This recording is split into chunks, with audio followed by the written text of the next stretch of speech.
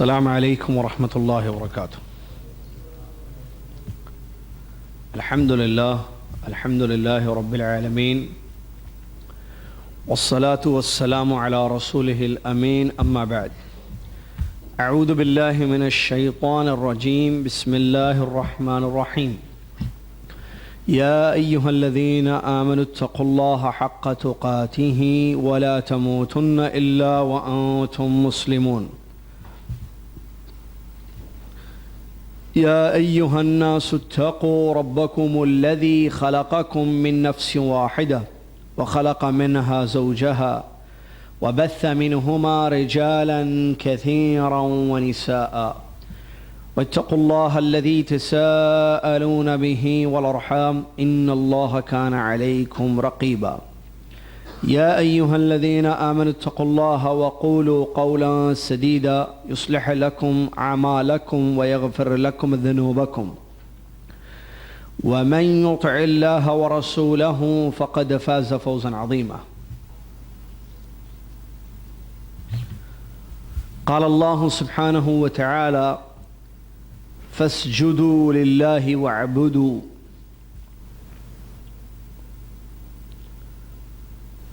تمام تعریفیں، ہر قسم کی بڑائی، کبریائی، نعمتوں پر شکر اللہ وحدہ لا شریک کے لیے ہے، جس اللہ تبارک و تعالیٰ نے ہم لوگوں کو دنیا میں پیدا کیا، پھر ہمارے سامنے زندگی کا مقصد رکھا اور انبیاء کی بعثت کر کے کتابوں کو نازل فرما کر بندوں پر اس نے اپنی حجت قائم کر دی، تاکہ قیامت کے دن کوئی یہ نہ کہہ سکے کہ میرے پاس کوئی ڈرانے والا نہیں آیا تھا۔ ہدایت اور گمراہی کا وہ مالک ہے جس کو چاہے ہدایت دیتا ہے اور جس کو چاہے گمراہ کر دیتا ہے۔ ہر چیز کا مالک ہے، اس نے جو چاہا وہ ہوا اور اس نے جو نہ چاہا وہ نہیں ہوا۔ سبحان اللہ و بحمدہ سبحان اللہ العظیم۔ اس کے بعد ان گنت یعنی بہت زیادہ بے شمار درود و سلام ہو اللہ کے آخری نبی محمد الرسول اللہ صلی اللہ علیہ وسلم کی ذات گرامی پر، کہ جن کی سیرت طیبہ کی روشنی میں زندگی گزارنے کے سنہرے اصول ہم پڑھ رہے ہیں، جن کی حیات طیبہ اور جن کی پیاری زندگی ہر انسان کے لیے اسوہ حسنہ ہے۔ اللہم صلی علی محمد وعلی آل محمد کما صلیت علی ابراہیم وعلی آل ابراہیم انک حمید مجید۔ اللہم بارک علی محمد وعلی آل محمد کما بارکت علی ابراہیم وعلی آل ابراہیم انک حمید مجید۔ اس حمد اور صلاۃ بر نبینا علیہ الصلاۃ والسلام کے بعد آج 5 ربیع الاخر 1434 ہجری مطابق 15 فروری 2013 عیسوی جمعہ کا دن ہے۔ اس 10ویں علمی دورہ کی یہ آخری کلاس چل رہی ہے، جس میں انشاءاللہ ہم ان امور کو پڑھیں گے مسلمانوں کو ایمان لانے کی وجہ سے تکلیف یا آزمائشیں، پیارے نبی علیہ الصلاۃ والسلام پر دست درازیاں، ہجرت حبشہ، غم کا سال، شق قمر کا واقعہ اور طائف کا سفر۔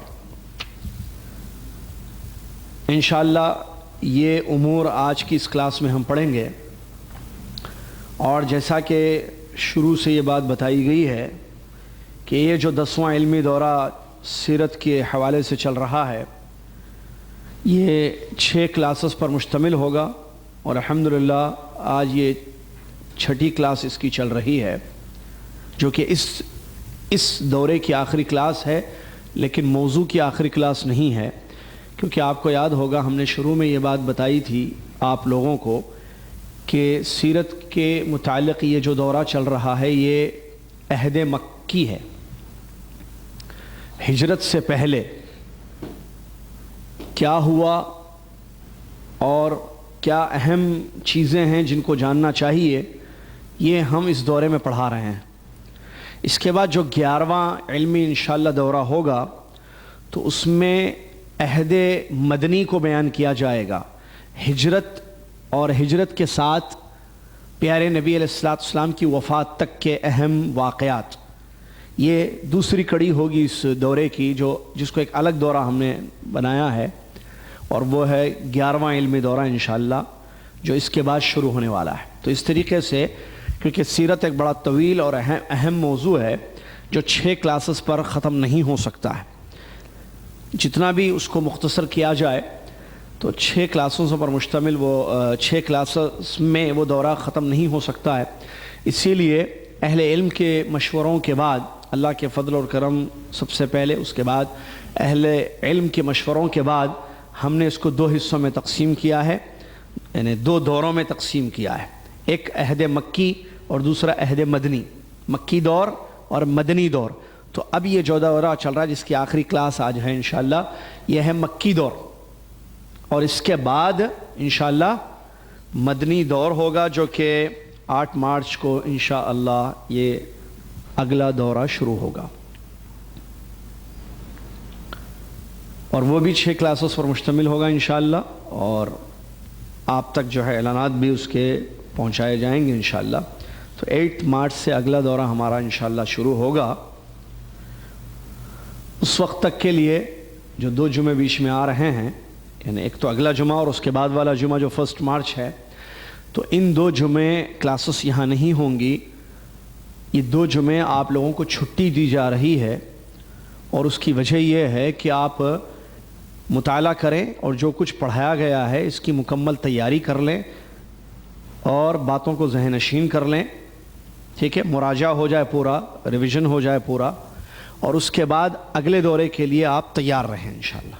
پھر وہ جو اگلا دورہ 8 مارچ سے انشاءاللہ شروع ہوگا، اس کے اختتام کے بعد جو مکمل کورس ختم ہو جائے گا انشاءاللہ تو آپ کا امتحان لیا جائے گا، اور اس کے بعد انشاءاللہ ایک پروگرام کے تحت انشاءاللہ شہادات آپ کے درمیان آپ کے تقسیم کیے جائیں گے۔ واضح ہے انشاءاللہ، کلیئر ہے نا بات؟ چلیے، بات رکی تھی کہ مکہ مکرمہ میں اللہ کے نبی محمد صلی اللہ علیہ وسلم کو جب کھلم کھلا دعوت کا حکم ملا تو نبی علیہ السلام نے دعوت دینی شروع کی، اور الحمدللہ بہت سارے لوگ آپ کی دعوت سے اسلام میں داخل ہوئے۔ توجہ میری طرف رکھیں، لوگوں کو ان کا کام کرنے دیں۔ تو الحمدللہ اس سچی دعوت سے بہت سارے لوگ اسلام قبول کیے، یہ ہم نے پڑھا۔ تو اگلا جو پوائنٹ ہے وہ یہ ہے کہ مسلمانوں کو تکلیف اس دعوت کے راستے میں یا آزمائشیں، اللہ کے فضل و کرم اور اس کی توفیق سے اور پیارے نبی علیہ السلام کی کوششوں سے بہت سارے صحابہ اسلام قبول کیے، جیسے کہ حضرت بلال رضی اللہ عنہ اور خباب بن ارت رضی اللہ عنہ اور زنیرہ یا زنیرہ رضی اللہ عنہا، عمار بن یاسر، مصعب بن عمیر رضی اللہ عنہم اجمعین وغیرہ، یہ تمام صحابہ اور ان کے علاوہ اور بھی صحابہ اسلام میں داخل ہوئے۔ جب مکہ کے مشرکین نے اس چیز کو دیکھا کہ محمد صلی اللہ علیہ وسلم کی دعوت پر بہت سارے لوگوں نے لبیک کہا ہے اور مسلمان ہو گئے ہیں تو ان کو بڑا سخت غصہ آیا. اور یہ بات واضح ہونی چاہیے، یہ بات ہم کو سمجھنی چاہیے کہ مشرکین مکہ قریش کو پیارے نبی علیہ الصلاۃ والسلام کی ذات سے دشمنی نہیں تھی، نہ خاندان سے دشمنی تھی، نہ آپ صلی اللہ علیہ وسلم کی کسی اور بات سے، بلکہ دشمنی اور نفرت کی بنیاد صرف ایک ہی بات تھی، اور وہ ہے پیارے نبی علیہ الصلاۃ والسلام کی دعوت. یہ ان کو پسند نہیں تھی. جیسا کہ ہم نے صفا پہاڑ کا واز بھی بتایا آپ کو، کس طریقے سے جو ہے ابو لہب کھڑا ہوا اور اس نے جو کچھ کہا، اور اس سے پہلے بھی جو کچھ اس نے کہا تھا.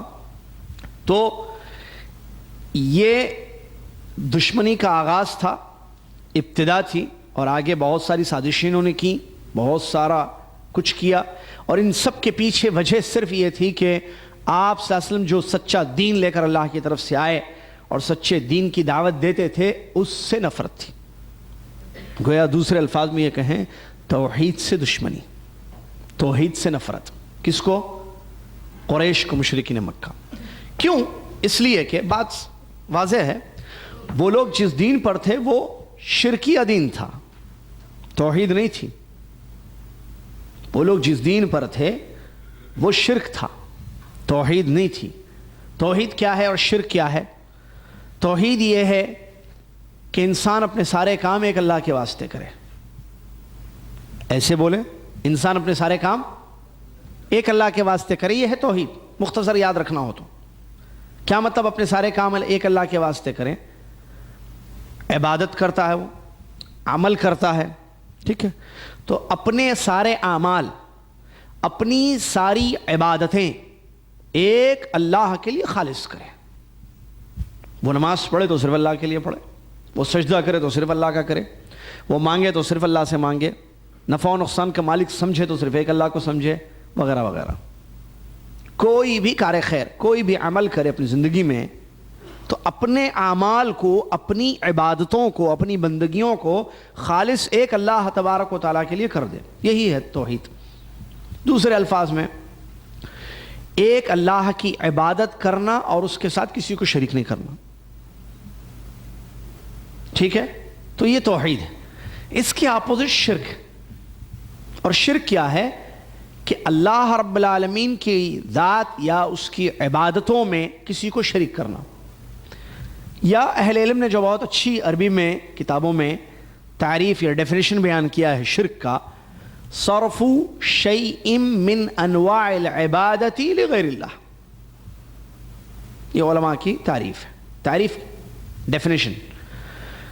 عبادت کی اقسام میں سے، ٹائپس آف ورشپ میں سے، عبادت کی قسموں میں سے کسی ایک قسم کو غیر اللہ کے لیے کرنا یا غیر اللہ کے لیے پھیرنا، یہ کیا ہے؟ شرک. پیارے نبی علیہ الصلوۃ والسلام کی دعوت توحید سے مشرکین کو نفرت تھی اور ان کا طریقہ شرک تھا. اب جب بات مشرکین مکہ کی آ رہی ہے تو ایک حقیقت بھی سنتے چلیں کہ وہ اللہ کا انکار نہیں کرتے تھے، کہ وہ ایک اللہ کے خالق ہونے کے منکر نہیں تھے، وہ ایک اللہ کے رازق ہونے کا انکار نہیں کرتے تھے، نفع و نقصان کا مالک اکیلا اللہ ہے اس کا بھی انکار نہیں کرتے تھے، مصیبتیں پریشانیاں اللہ دور کرتا ہے یہ بھی مانتے تھے. حقیقت کیا؟ کہ یہ سب وہ مانتے تھے. کون؟ مشرکین مکہ.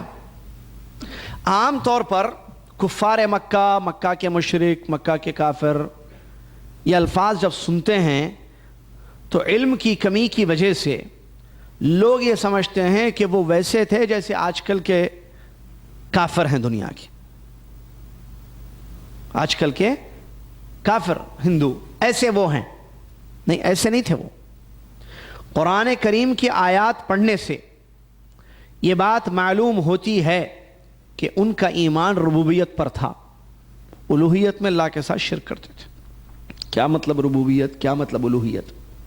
اللہ کے کاموں میں اللہ کو ایک سمجھنا ربوبیت، اپنے سارے کام بندہ ایک اللہ کے لیے کرے الوہیت۔ اللہ کے کاموں میں اللہ کو ایک سمجھنا، اللہ کے کاموں میں کیا مطلب؟ اللہ رب ہے، اللہ کھلاتا ہے، اللہ پلاتا ہے، اللہ بارش برساتا ہے، اللہ نے پیدا کیا، اللہ روزی دیتا ہے، نفع اور نقصان کا وہی مالک ہے، اسی کی مشیت چلتی ہے، اسی کا ارادہ چلتا ہے دنیا میں، وغیرہ وغیرہ۔ اللہ کے کام، زندہ کرنا، موت دینا، بارش برسانا، موسموں کو بدلنا، رات کو لانا، دن کو لانا، ہر چیز کو پیدا کرنا، روزی دینا وغیرہ، یہ کیا ہے؟ کام ہے اللہ کے، افعال اللہ۔ ان سب میں وہ تنہا ہے، ربوبیت ہے یہ، رب ماننا اللہ کو۔ یا بعض نے کہا کہ اللہ کو خالق اور مالک اور مدبر سمجھنا، کائنات کا نظام چلانے والا، یہ ربوبیت ہے۔ اور الوہیت عبادتیں سارے اعمال خالص ایک اللہ کے لیے کرنا، اس میں کسی کو شریک نہیں کرنا۔ تو ربوبیت پر ان کا ایمان تھا، کس کا؟ مشرکین مکہ کا، مانتے تھے رب، خالق بھی مانتے تھے، قرآنی آیات ہیں اس پر۔ اے نبی محمد صلی اللہ علیہ وسلم، اگر آپ ان سے پوچھیں، آیتوں کا ترجمہ ہے، لَإِن سَأَلْتَهُم مَّنْ خَلَقَ السَّمَاوَاتِ وَالْأَرْضَ يَقُولُنَّ اللَّهُ۔ اے نبی محمد صلی اللہ علیہ وسلم، اگر آپ ان مکہ کے کافروں سے یہ سوال کریں کہ آسمان و زمین کو کس نے پیدا کیا، کیا کہتے تھے؟ ایک اللہ نے پیدا کیا۔ رزق کا مالک کون ہے؟ کہتے تھے ایک اللہ ہے۔ بادشاہت کس کی ہے دنیا میں؟ ہر چیز کی بادشاہت کس کے ہاتھ میں؟ کون ہے اصل بادشاہ، حقیقی بادشاہ؟ مکہ کا کافر کہتا تھا ایک اللہ۔ نفع و نقصان ایک اللہ، بلکہ آیتوں میں یہاں تک بتایا گیا کہ مصیبت کے وقت، مشکل کے وقت ایک اللہ کو مکہ کا کافر پکارتا تھا۔ اللہ اکبر۔ یہ ہمارے نبی صلی اللہ علیہ وسلم کو بھی معلوم تھا۔ یہ قرآن کی آیت اس کی دلیل ہے کہ مشکل وقت، مصیبت کے وقت مکہ کا کافر ایک اللہ کو پکارتا ہے، مکہ کا مشرک۔ اللہ تبارک و تعالیٰ نے فرمایا فَإِذَا رَكِبُوا فِي الْفُلْكِ، جب یہ لوگ فلک میں سوار ہوتے، کشتی میں، سمندر کی کشتیوں میں یہ سوار ہوتے، دعوا اللہ مخلصین لہ الدین، یہ اللہ کو اخلاص کے ساتھ پکارتے تھے۔ فَلَمَّا نَجَّاهُمْ إِلَى الْبَرِّ، تو جب اللہ نے بر کی طرف نجات دی، خشکی پر پہنچا دیا، اذا ہم یشرکون، یہ اللہ کے ساتھ شرک کرتے تھے۔ عجیب، کیا ہے یہ آیت ہے، یہ قرآن کی، یہ ترجمہ ہے۔ مطلب کیا ہے؟ کشتیوں پر جب سوار ہوتے، کشتی کہاں؟ پانی پر چلتی ہے، تو وہاں کوئی مصیبت ہوتی، پریشانی آتی، جیسے کشتی کا ڈوبنا، ٹھیک ہے، یا موجوں کا آنا وغیرہ، جان کا خطرہ، موت کو آنکھوں سے دیکھتے پریشان ہو جاتے، مصیبت دیکھتے، دعوا اللہ مخلصین لہ الدین، اخلاص کے ساتھ اللہ کو پکارتے تھے۔ اخلاص کے ساتھ کیا رہا ہے اللہ؟ آیت ہے یہ، دعوا اللہ، اللہ کو پکارتے مخلصین، ایک اخلاص کے ساتھ۔ مطلب اس کا یہ ہے کہ اللہ تو ہی بچا سکتا ہے اور کوئی نہیں بچا سکتا، ایسا پکارتے تھے۔ وہاں ان کے معبودان باطل ان کو یاد نہیں آتے، کن کو؟ مشرکین کا مکہ کو۔ اللہ اکبر، معبودان باطل یاد نہیں آتے، صرف ایک اللہ یاد آتا، کیونکہ ان کو معلوم تھا کہ ہمیں بچانے والا ایک اللہ ہے۔ ان کو معلوم تھا، ان کا ایمان تھا کہ نجات صرف اللہ کے ہاتھ میں ہے، پکارتے تھے، اسی لیے پکارتے تھے وہ لوگ، کس کو؟ اللہ کو۔ پھر جب اللہ ان کی دعا سن کر ان کو نجات دیتا، بر خشکی پر پہنچا دیتا، اذا ہم یشرکون، اللہ کے ساتھ شرک کرتے تھے۔ اسی آیت اور دیگر آیتوں کی روشنی میں اہل علم نے اس بات کو بیان فرمایا ہے، جنہوں نے توحید پر کتابیں لکھی ہیں، مشرکین کا شرک شدت اور تکلیف کے وقت نہیں تھا، خوشحالی میں وہ اللہ کے ساتھ شرک کرتے تھے۔ یہ اہم پوائنٹ ہے کہ کشف الشبہات میں اور کتاب التوحید وغیرہ کی جو بھی توحید کی کتابیں اس میں لکھا گیا ہے، ان کا شرک مصیبت کے وقت نہیں تھا، مصیبت کے وقت عبادت اللہ کی کرتے تھے، مصیبت ٹل جاتی اللہ کی عبادت میں غیروں کو شریک کرتے تھے، تو مشرک کہلائے گئے نا۔ لا الہ الا اللہ نہیں پڑھے، قائل نہیں تھے لا الہ الا اللہ کے، محمد الرسول اللہ کے، نہ اللہ کو سچا معبود مانتے تھے، نہ محمد صلی اللہ علیہ وسلم کو اللہ کا رسول مانتے تھے، لیکن عقیدہ ان کا شرک تھا اس میں۔ قرآن میں دوسری مثال بھی ملتی ہے، جانوروں کے ذبح، جو کہ ایک عبادت ہے۔ جانوروں کو ذبح کرنا عبادت ہے یا نہیں ہے؟ عبادت ہے۔ یہ لوگ کیا کرتے تھے، جانوروں کو جو ذبح کرتے تھے تو اس کے دو حصے کرتے تھے جانوروں کے، ایک اللہ کے لیے، ایک غیر اللہ کے لیے، اللہ کے شریکوں کے لیے، دونوں چیز تھی۔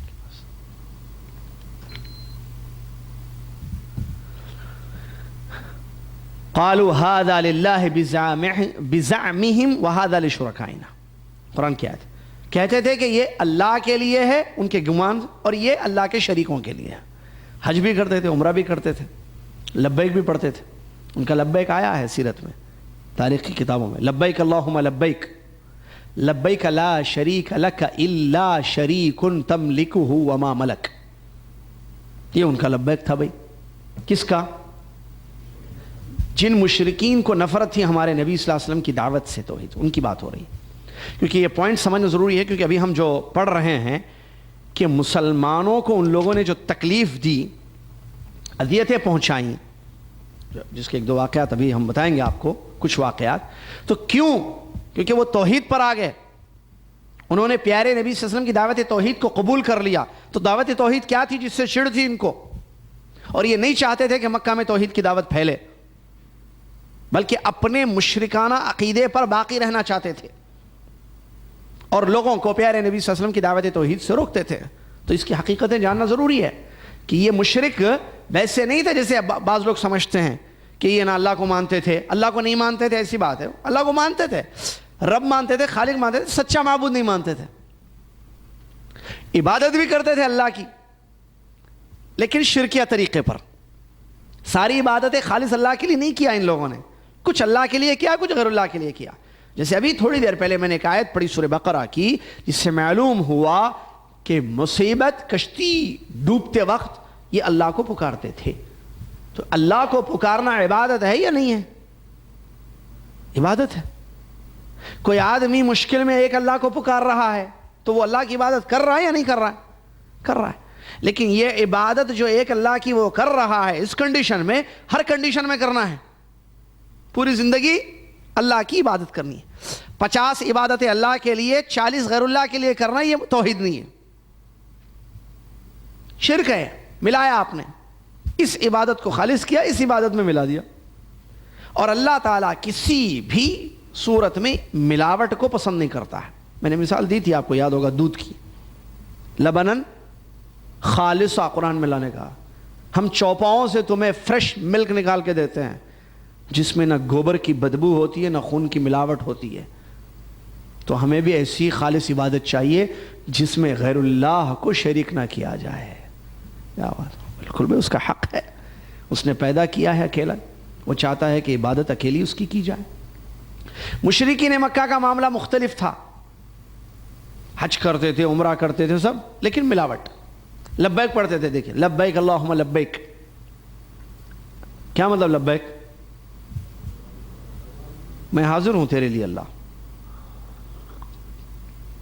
اللہ تعالیٰ نے بلایا نا، آؤ حج کرو، اللہ نے دعوت دی لوگوں کو عبادت کی کہ آؤ حج کرو میرے گھر کا، عبادت کرو۔ تو لبیک کہتا ہے حاجی یا عمرے کا نا، لبیک اللہم لبیک، اے اللہ میں تیرے لیے حاضر ہوں، اے اللہ میں تیرے لیے حاضر ہوں، لبیک لا شریک لک لبیک۔ دیکھیے مکہ کا کافر یہاں یہ بھی بولتا تھا، لا شریک لک لبیک، اے اللہ تیرا کوئی شریک نہیں ہے، کوئی شریک پارٹنر، تیرا کوئی شریک نہیں ہے، الا سوائے، شریک تملکہ وما ملک، سوائے ان کے جن کو تو نے شریک بنا لیا ہے اور ان کو جو اختیارات دیے ہیں ان کا بھی تو ہی مالک ہے، پریشانیاں دور کرنا وغیرہ وغیرہ، جو بھی اختیارات دیے ہیں تو نے، شفا دینا، اولاد دینا، رزق دینا، فلاں فلاں فلاں فلاں، کچھ بھی، ان کا بھی حقیقی مالک تو ہی ہے۔ ایسے پڑھتے تھے وہ لوگ۔ ہمارے نبی علیہ السلام نے جو ہمیں سکھایا اس میں یہ ملاوٹ نہیں ہے، الا شریک تملکہ وما ملک۔ طواف کرتے تھے بھائی، حج کرتے تھے، نہیں کرتے تھے؟ کرتے تھے۔ آپ حج پڑھیں تو معلوم ہوگا، تاریخ کا مطالعہ کریں، مزدلفہ سے نکلتے تھے مینا کب؟ جب سورج نکل جاتا تھا۔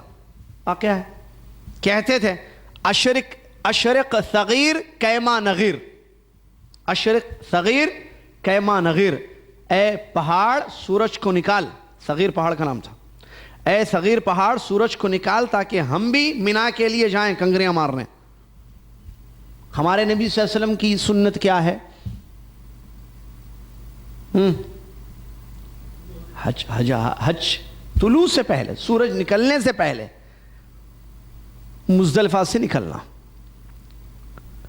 فجر کے بعد دعاؤں میں شریک ہونا مشعر حرام کے پاس، اور سورج نکلنے سے پہلے جب تھوڑی سی روشنی آ جائے اس وقت مزدلفہ سے مینا کی طرف روانگی۔ یہ سنت ہے پیارے نبی صلی اللہ علیہ وسلم، ٹھیک ہے؟ تو یہ وہ مشرک تھے جن کو ہمارے نبی علیہ السلام کی اس لا الہ الا اللہ سے نفرت تھی۔ اسی لیے ان لوگوں نے کہا تھا اجعل الآلہۃ الہا واحدا ان ھذا لشیء عجاب، کیا محمد صلی اللہ علیہ وسلم نے بہت سارے معبودوں کو ایک کر دیا ہے؟ یہ تو بڑی عجیب بات ہے کہ ایک معبود ہے سچا، یعنی کسی اور کی عبادت نہیں، ساری عبادتیں ایک اللہ کے لیے کریں گے، یہ لا الہ الا اللہ کا مطلب ہے۔ ان لوگوں نے کہا یہ نہیں ہو سکتا ہے، باپ دادا کا طریقہ شرکیہ طریقہ، غیر اللہ کے بھی حقوق ہیں، ان کو ملائیں گے، ہم گنہگار ہیں، یہ نیک لوگ ہیں، واسطے وسیلے فلاں فلاں۔ تو بہرحال یہ ان کو پیارے نبی علیہ السلام کی دعوت توحید سے نفرت تھی، یا کہیں کہ شرک وہ تھا، پیارے نبی علیہ السلام کی اس دعوت سے نفرت اور دشمنی تھی۔ تو ان لوگوں کو جب معلوم ہوا کہ ہمارے نبی علیہ السلام کی دعوت سے الحمدللہ بہت سارے لوگ مسلمان ہو رہے ہیں، تو ان کو غصہ آ گیا کہ یہ باپ دادا کا طریقہ چھوڑ رہے ہیں، لوگ تکلیفیں دینی شروع کر دی۔ اب توحید کے راستے پر آنے والے صحابہ کو بڑی سخت اذیتیں دی گئی۔ کچھ واقعات آپ کے سامنے ہیں، ان میں سے ایک مشہور واقعہ بلال رضی اللہ عنہ کا واقعہ ہے، جو امیہ بن خلف کے غلام تھے۔ جب بلال رضی اللہ عنہ، یہ شروع جو لوگ مسلمان ہوئے نا ان لوگوں کی بات ہے، مکہ کے مسلمان، یہ مکی دور ہے نا۔ تو پیارے نبی علیہ السلام کی دعوت پر ان کے ہاتھ پر کلمہ پڑا، بلال رضی اللہ تعالیٰ عنہ نے ایمان لے کر آئے، غلام تھے اس وقت، ملک حبش سے ان کا تعلق تھا، حبشہ، اور معلوم ہے یہ مؤذن رسول ہیں، پیارے نبی صلی اللہ علیہ وسلم کے سامنے دیکھ کر اذان دیتے تھے، اللہ اشہد ان محمد رسول اللہ کہتے تھے۔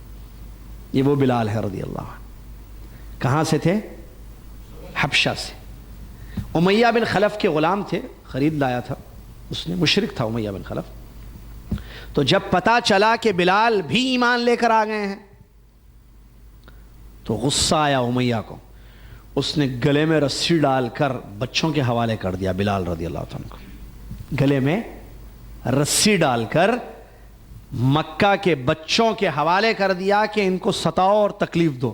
اب وہ ان کو کھینچتے گھسیٹتے پتھروں سے مارتے، تکلیف دیتے تھے، اللہ کو سخت اذیتیں۔ اور یہ بات مکہ کی ہو رہی ہے جو پڑوس میں ہے آپ کے، مکہ کی گرمی، یہ ساری چیزیں ذہن میں رکھنا۔ مکہ کا موسم، مکہ پرانی تصویریں آپ نے دیکھی ہیں، ایک وادی ہے ڈاؤن میں، اور وہاں کی گرمی جدہ سے زیادہ ہوتی ہے، حالانکہ 70 کلومیٹرز کا یا کچھ کلومیٹرز کا فرق ہے۔ اے سی اور پنکھوں کا دور نہیں ہے جس دور کی بات ہم پڑھ رہے ہیں۔ یہ بلال رضی اللہ عنہ جب تھے، جب ان کو تکلیف دی جاتی اس وقت اے سیاں نہیں تھیں، سخت گرمی، شدت، تپش۔ اس توحید کی وجہ سے ان کو اذیت دی گئی، ظلم ڈھائے گئے ان پر، بچے گھسیٹتے تھے ان کو۔ اور گرم گرم پتھر ننگی پیٹ زمین پر لٹا کر ان کے اوپر رکھا جاتا تھا گرم گرم پتھر، اور ان سے کہا جاتا تھا کہ چھوڑ دو لا الہ الا اللہ محمد رسول اللہ کو، اس اسلام سے باز آ جاؤ، اپنے باپ دادا کے طریقے پر لوٹ آؤ، چھوڑ دو توحید کو۔ لیکن ان کی زبان پر ایک ہی چیز تھی، احد احد، نہیں اللہ ایک ہے، ایک۔ کیا مطلب ایک ہے؟ وہی سچا معبود ہے، وہی سچا معبود ہے۔ عبادتوں میں اللہ ایک ہی ہے، کوئی اس کا شریک نہیں ہے۔ مارتے تھے ان کو، مارتے تھے، اور وہ ایک ہی بات کہتے تھے، احد احد احد۔ یہ حضرت بلال رضی اللہ عنہ کا معروف واقعہ ہے، بارہا آپ نے تقریروں وغیرہ میں سنا ہوگا۔ اس میں نکتہ کیا ہے ہمارے لیے، یا یہ کہیں کہ ہمارے لیے سبق کیا ہے اس میں، کہ انسان جب حق کی بات کو قبول کرتا ہے، حق کے راستے پر چلتا ہے، تو اس کو اذیت ہوتی ہے، اس کو صبر کرنا پڑتا ہے۔ اسی لیے سورہ عصر میں اللہ تعالیٰ نے فرمایا وَتَوَاصَوْا بِالصَّبْرِ وَتَوَاصَوْا بِالْحَقِّ وَتَوَاصَوْا بِالصَّبْرِ۔ یہ کامیاب لوگ ہیں، نجات پانے والے، خساروں سے اپنے آپ کو بچانے والے، دنیا اور آخرت کے کامیاب لوگ علم حاصل کرتے ہیں۔ کامیابی کے 4 راستے سورہ عصر کی روشنی میں معلوم ہے آپ لوگوں کو؟ سورہ عصر کی روشنی میں اہل علم نے جو ہے کامیابی کے 4 راستے ہیں۔ یہ 4 راستے، اگر ان 4 راستوں پر آپ نہیں چلیں گے کامیاب نہیں ہو سکتے۔ 4 راستوں پر چلیں گے تبھی کامیاب ہوں گے، اور یہ تو اصل پوائنٹ ہے، علم، عمل، دعوت، صبر۔ یہ یاد رکھ لینا ہمیشہ کے لیے۔ میں آج کے 1 سال کے بعد بھی پوچھوں تو آپ کو یاد رہنا، ہاں 4، وہ بچوں کو بھی سکھا دیا، سب کو معلوم ہے، خاندان میں سب کو بول دیا ہم، ایسے بولنا آپ سب کو، ہم نے بچوں کو بھی سکھا دیا، بچوں کو بولا کامیابی کے 4 راستے، علم، عمل، دعوت، صبر۔ 4 سیڑھیاں، 4 راستے، کچھ بھی بولیے، 4 راہیں۔ اور دلیل بھی یاد رکھنا، بغیر دلیل سورہ عصر، بچوں کو یاد ہے سورہ عصر؟ سب کو یاد ہے؟ اعوذ باللہ من الشیطان الرجیم، بسم اللہ الرحمن الرحیم، والعصر ان الانسان لفی خسر الا الذین آمنوا وعملوا الصالحات وتواصوا بالحق وتواصوا بالصبر۔ والعصر، قسم ہے زمانے کی، اللہ تعالیٰ کی مرضی، اللہ جس چیز کی چاہے قسم کھا لے، کیونکہ وہ مالک ہے، خالق ہے۔ قرآن میں اللہ تعالیٰ نے فرمایا لا يسأل عما يفعل وهم يسألون، اللہ جو کرتا ہے کوئی پوچھے گا نہیں، اللہ سے پوچھ نہیں سکتا کہ تو نے کیوں ایسے کہا، تو نے کیوں ایسے کیا، لیکن لوگوں سے پوچھا جائے گا۔ تو اللہ تعالیٰ نے قسم کھائی ہے زمانے کی، ہم بندوں کو اس بات کا حکم ہے کہ ہم اللہ کی قسم کھائیں، یا اس کے اسماء و صفات کی، جیسے یہ کہیں کعبے کے رب کی قسم ہے، صحیح ہے، آسمان و زمین کے پیدا کرنے والے کی قسم ہے، صحیح ہے، لیکن غیر اللہ کی قسم کھانا، ابا کی قسم، دادا کی قسم، یا کعبے کی قسم، کعبے کی قسم، یا کسی اور بھی چیز کی، مخلوق کی قسم، تو یہ جائز، یہ شرک اکبر یا اصغر؟ اکبر، اصغر ہے نا۔ انشاءاللہ بہت جلد عزیزیہ میں مردوں کے لیے عقیدے کے کورس سٹارٹ ہونے والے ہیں ڈائریکٹلی، اور بہت جلد انشاءاللہ آن لائن عقیدے کے کورس، یا جتنے کورس یہاں پر ہوئے ہیں، یہاں بھی عقیدے کے کورس ہوئے ہیں، یہ 10واں چل رہا ہے نا۔ پہلا ہم نے شروع کیا تھا دروس العلمی، الدروس المہمہ لعامۃ الامہ، اہم دینی اسباق، پہلا کورس تھا، یہ 10واں ہے جس میں آپ بیٹھے ہوئے ہیں ابھی۔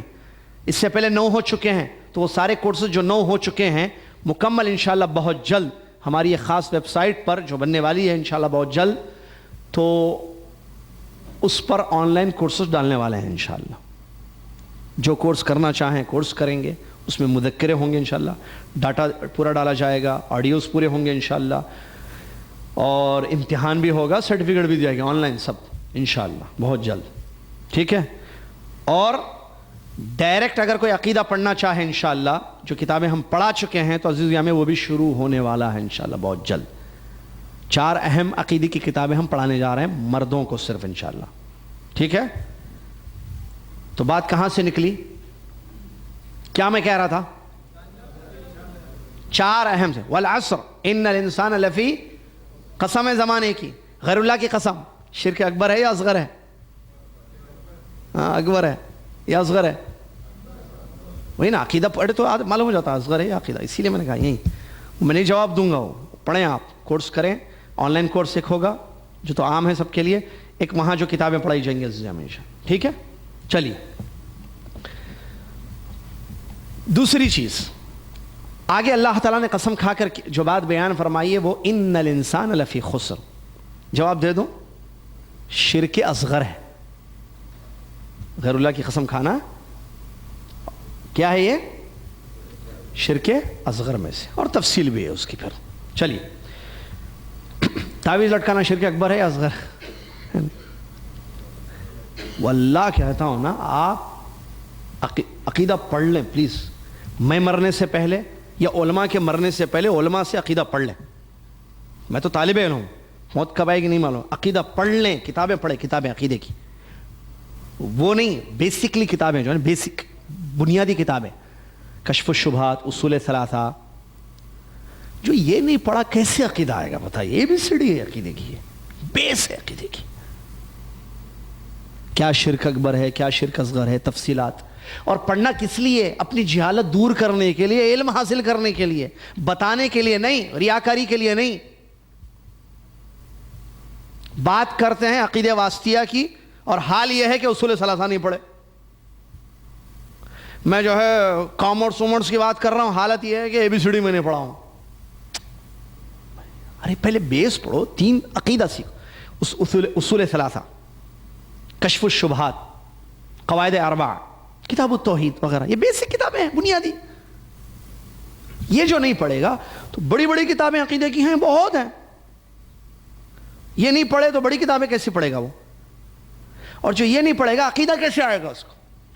اور میں نے کہا نا، توحید پر میں آپ کو 1 مہینہ لیکچرز دوں، خالی تقریریں کروں، آپ کو عقیدہ نہیں سیکھ سکیں گے اس سے. کیونکہ سیکھنا ایک الگ چیز ہے. سب سے اچھا راستہ جو ہم نے انڈیا میں بھی مسجدوں کے اماموں کو، خطیبوں کو مشورہ دیا تھا کہ آپ لوگ جو ہے، جو عوام آپ کے پاس آتی ہے، جیسے سنڈے ہفتہ واری درس ہوتا ہے، سنڈے چھٹی ہے، تو آپ کتابیں پڑھائیے عقیدے کی. کتاب تیار ہے نا الحمدللہ، عربی آپ کو آتی ہے ماشاءاللہ. کتاب لیجئے، لوگوں کو درس دیجئے، ویکلی درس. بھائی بیٹھیے، کھولیے، پڑھیے. لیکن نہیں ہے شوق سیکھنے کا. یہ علماء نے خزانے رکھے ہیں کتابوں میں، ہیرے ہیں ہیرے. صرف اس کو لوگوں میں بانٹنا ہے. ایک صحیح ڈھنگ سے کوئی پڑھانے والا چاہیے کتاب، بس تیار ہے مٹیریل بھائی. اور عوام پیاسی ہے. دنیا کے ہر انسان کو توحید پڑھنا ضروری ہے. سیرت ہمارے نبی صلی اللہ علیہ وسلم کی پڑھ رہے ہیں، اس میں توحید ہے. پوری سیرت توحید ہے ہمارے نبی صلی اللہ علیہ وسلم کی. کیونکہ نبی صلی اللہ علیہ وسلم آئے کس لیے؟ نبی کس لیے بنائے گئے؟ اقرأ بسم ربک الذی وانذر عشیرتک الاقربین وربک فکبر وثیابک فطہر. پڑھا ہم نے نا. یہ سب کس لیے ہے؟ تاکہ شرک مٹے، توحید ہو. تو والعصر ان الانسان لفی خسر. تو پڑھیے آپ عقیدہ. علماء کی وفات ہو رہی ہے ایک کے بعد ایک. معلوم ہے؟ سمجھ میں آ رہا ہے نہیں؟ قیامت کی نشانیوں میں سے ایک نشانی ہے علم کا اٹھ جانا. کہیں راستے بند نہ ہو جائیں علم کے، اس سے پہلے جو ہے علم حاصل کر لیجئے.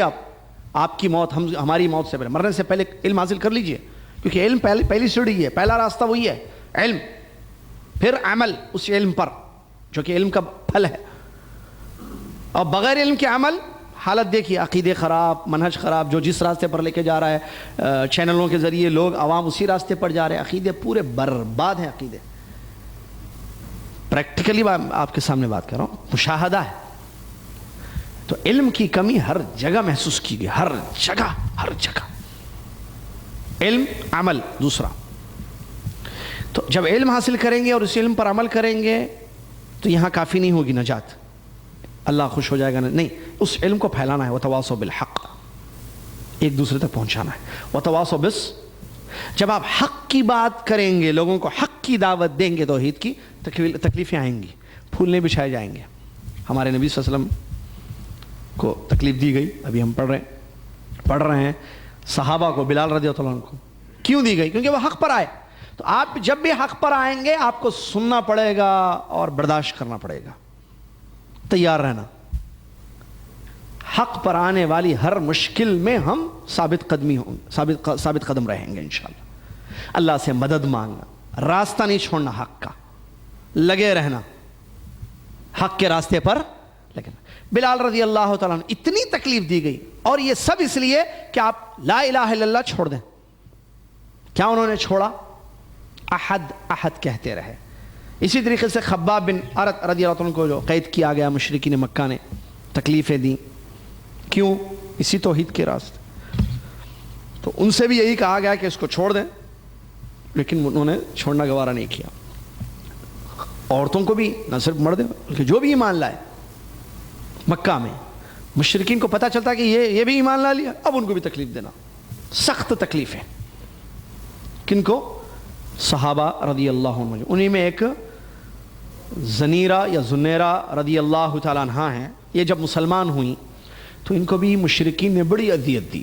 عورت ہیں یہ صحابیہ، بڑی تکلیف دی گئی ان کو، اور ان کو اتنا مارا گیا، اتنی اذیت دی گئی کہ یہ اندھی ہو گئیں۔ کیا ظلم اور اذیت سے اندھاپن ہوتا ہے؟ جی ہاں۔ تو اتنی تکلیف ان کو دی گئی۔ ظاہر بات جب تکلیف دے تو آنسو نکلتے ہیں، درد ہوتا ہے، شدت ہوتی ہے، اس کا اثر یہ ہو گیا کہ یہ اندھی ہو گئی۔ پھر اندھی ہونے کے بعد انہوں نے اللہ تبارک و تعالیٰ سے بڑی دعائیں کی اپنی بینائی کے لیے، بہت دعا کی رات میں، اور سو گئی۔ صبح ان کی بینائی واپس آ گئی، اللہ تبارک و تعالیٰ نے دعوت قبول کر لی۔ کیا یہ صحیح ہے؟ جی ہاں۔ کیوں؟ اس لیے کہ اللہ تبارک و تعالیٰ نے فرمایا ادعونی استجب لکم، مجھ سے مانگو میں دوں گا۔ اذا سألک عبادی عنی فإنی قریب اجیب دعوت الداعی اذا دعانی فلیستجیبوا لی ولیؤمنوا بی۔ ترجمہ، جب میرے بندے آپ سے میرے بارے میں پوچھیں، کس سے؟ محمد صلی اللہ علیہ وسلم، تو ان سے کہہ دو کہ میں قریب ہوں ان کے، میں دور نہیں ہوں۔ اجیب دعوت الداعی اذا دعانی، جب بندہ مجھ سے مانگے گا، اللہ تعالیٰ کہہ رہا ہے جب بندہ مجھ سے مانگے گا میں اس کو دوں گا۔ تو میرے بندوں سے کہو کہ وہ مجھ پر ایمان لائیں اور مجھ سے مانگیں۔ انہوں نے دعا کی اللہ سے، اللہ نے دعا سن لی یا نہیں سن لی؟ اندھاپن ختم ہو گیا، بینائی واپس آ گئی، آنکھوں کی روشنی لوٹ آئی۔ الحمدللہ، یہ ہے دعاؤں کا اثر۔ اور دعا اللہ ضرور قبول کرتا ہے، یا تو اسی وقت یا بعد میں، یا تو اسی وقت یا بعد میں۔ کیوں اسی وقت، کیوں بعد میں؟ ایک حکمت ہے جو اللہ تعالیٰ بہتر جانتا ہے۔ جو آپ مانگ رہے ہیں وہ اسی وقت دینا مناسب ہے آپ کے حق میں، اللہ کے علم میں یہ بات ہے تو اللہ اسی وقت آپ کو وہ چیز دے دیتا ہے۔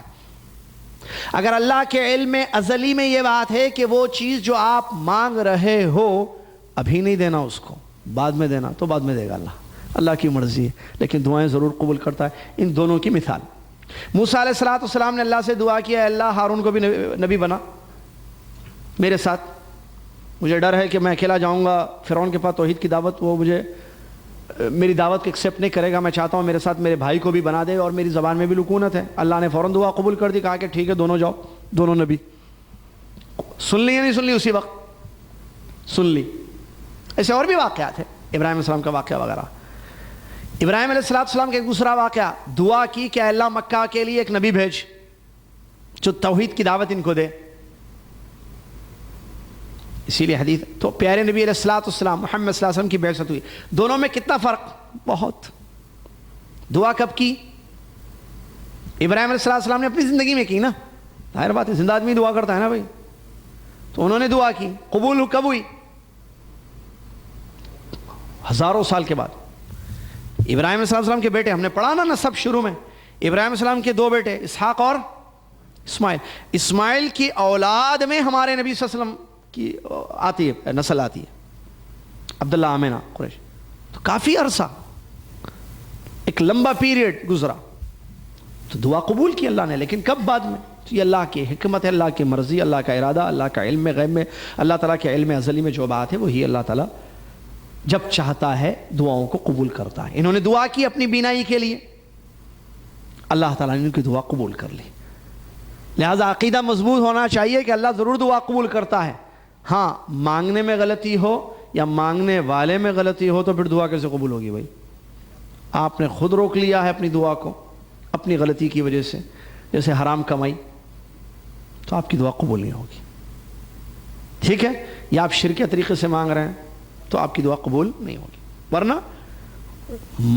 مانگا صحیح جائے، مانگنے والا صحیح ہو تو رکاوٹ نہیں ہوتی ہے، دعائیں ضرور قبول ہوتی ہیں.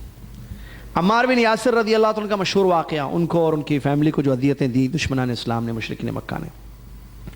عمار بن یاسر رضی اللہ تعالیٰ عنہ جب اسلام لائے، ان کے والد یاسر، ان کی والدہ سمیہ رضی اللہ عنہم اجمعین، جن کو شہید کر دیا گیا. معلوم ہے نا، پہلی فیملی، پہلا خاندان جو اسلام میں شہید ہوا، بڑی سخت تکلیف دی گئی ہے. سنتے ہیں، پڑھتے ہیں تو حیرت ہوتی ہے کہ اتنا ستایا گیا ان لوگوں کو، اتنی تکلیف دی گئی، اور پھر بھی ان لوگوں نے توحید کے راستے کو چھوڑا نہیں. آج معمولی باتوں پر جو ہے ہم توحید کے راستے کو چھوڑ دیتے ہیں. صبر نہیں ہے ہمارے پاس. وتواصوا بالصبر، ایک دوسرے کو تلقین کرنا، بھائی صبر کرو. ایک دوسرے کو تلقین کرنا، ایک دوسرے کو سمجھانا کہ بھائی حق کے راستہ ہے، یہ صبر کرنا پڑے گا. کیسی تکلیف دی گئی. ابو جہل کو جب پتہ چلا کہ یاسر اور ان کی وائف، ان کی اہلیہ سمیہ رضی اللہ عنہم اسلام قبول کر چکے ہیں، تو سمیہ رضی اللہ عنہ کو بڑی سخت تکلیف سے مارا انہیں، جو عجیب، اللہ اکبر، یعنی رونگٹے کھڑے ہو جاتے ہیں. ایک پیر پر، دونوں پیروں میں رسیاں باندھ دی سمیہ رضی اللہ عنہ کی. ایک پیر پر ایک رسی، ایک پیر پہ ایک رسی، اور پھر 2 اونٹوں کو باندھ دیا اور دونوں کو 2 سمتوں میں جو ہے وہ کر دیا، الگ الگ سمتوں میں.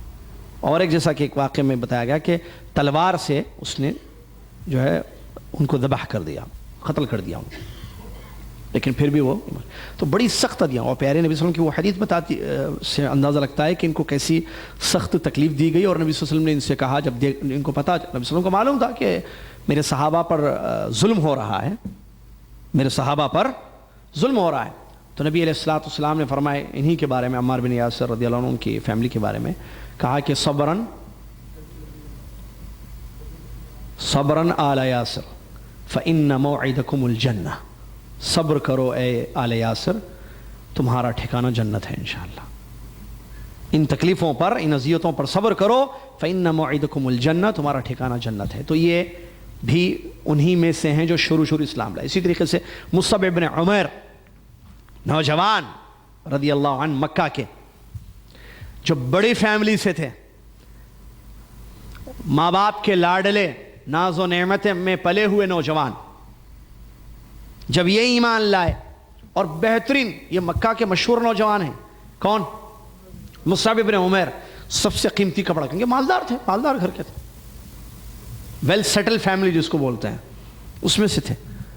کھاتا بہترین کھانا، بہترین پینا، اوڑھنا بچھونا شاندار، کپڑے بھی شاندار، ناز و نعمت میں پلے ہوئے ماں باپ کے بیٹے.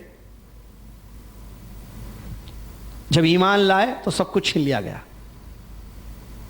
تکلیف دی گئی، سخت تکلیف، ساری چیزیں چھین لی گئیں. اور ان کی جب وفات ہوئی، کپڑا نصیب نہیں ہوا جنازے کو، جبکہ نعمتوں میں پلے ہوئے شخص.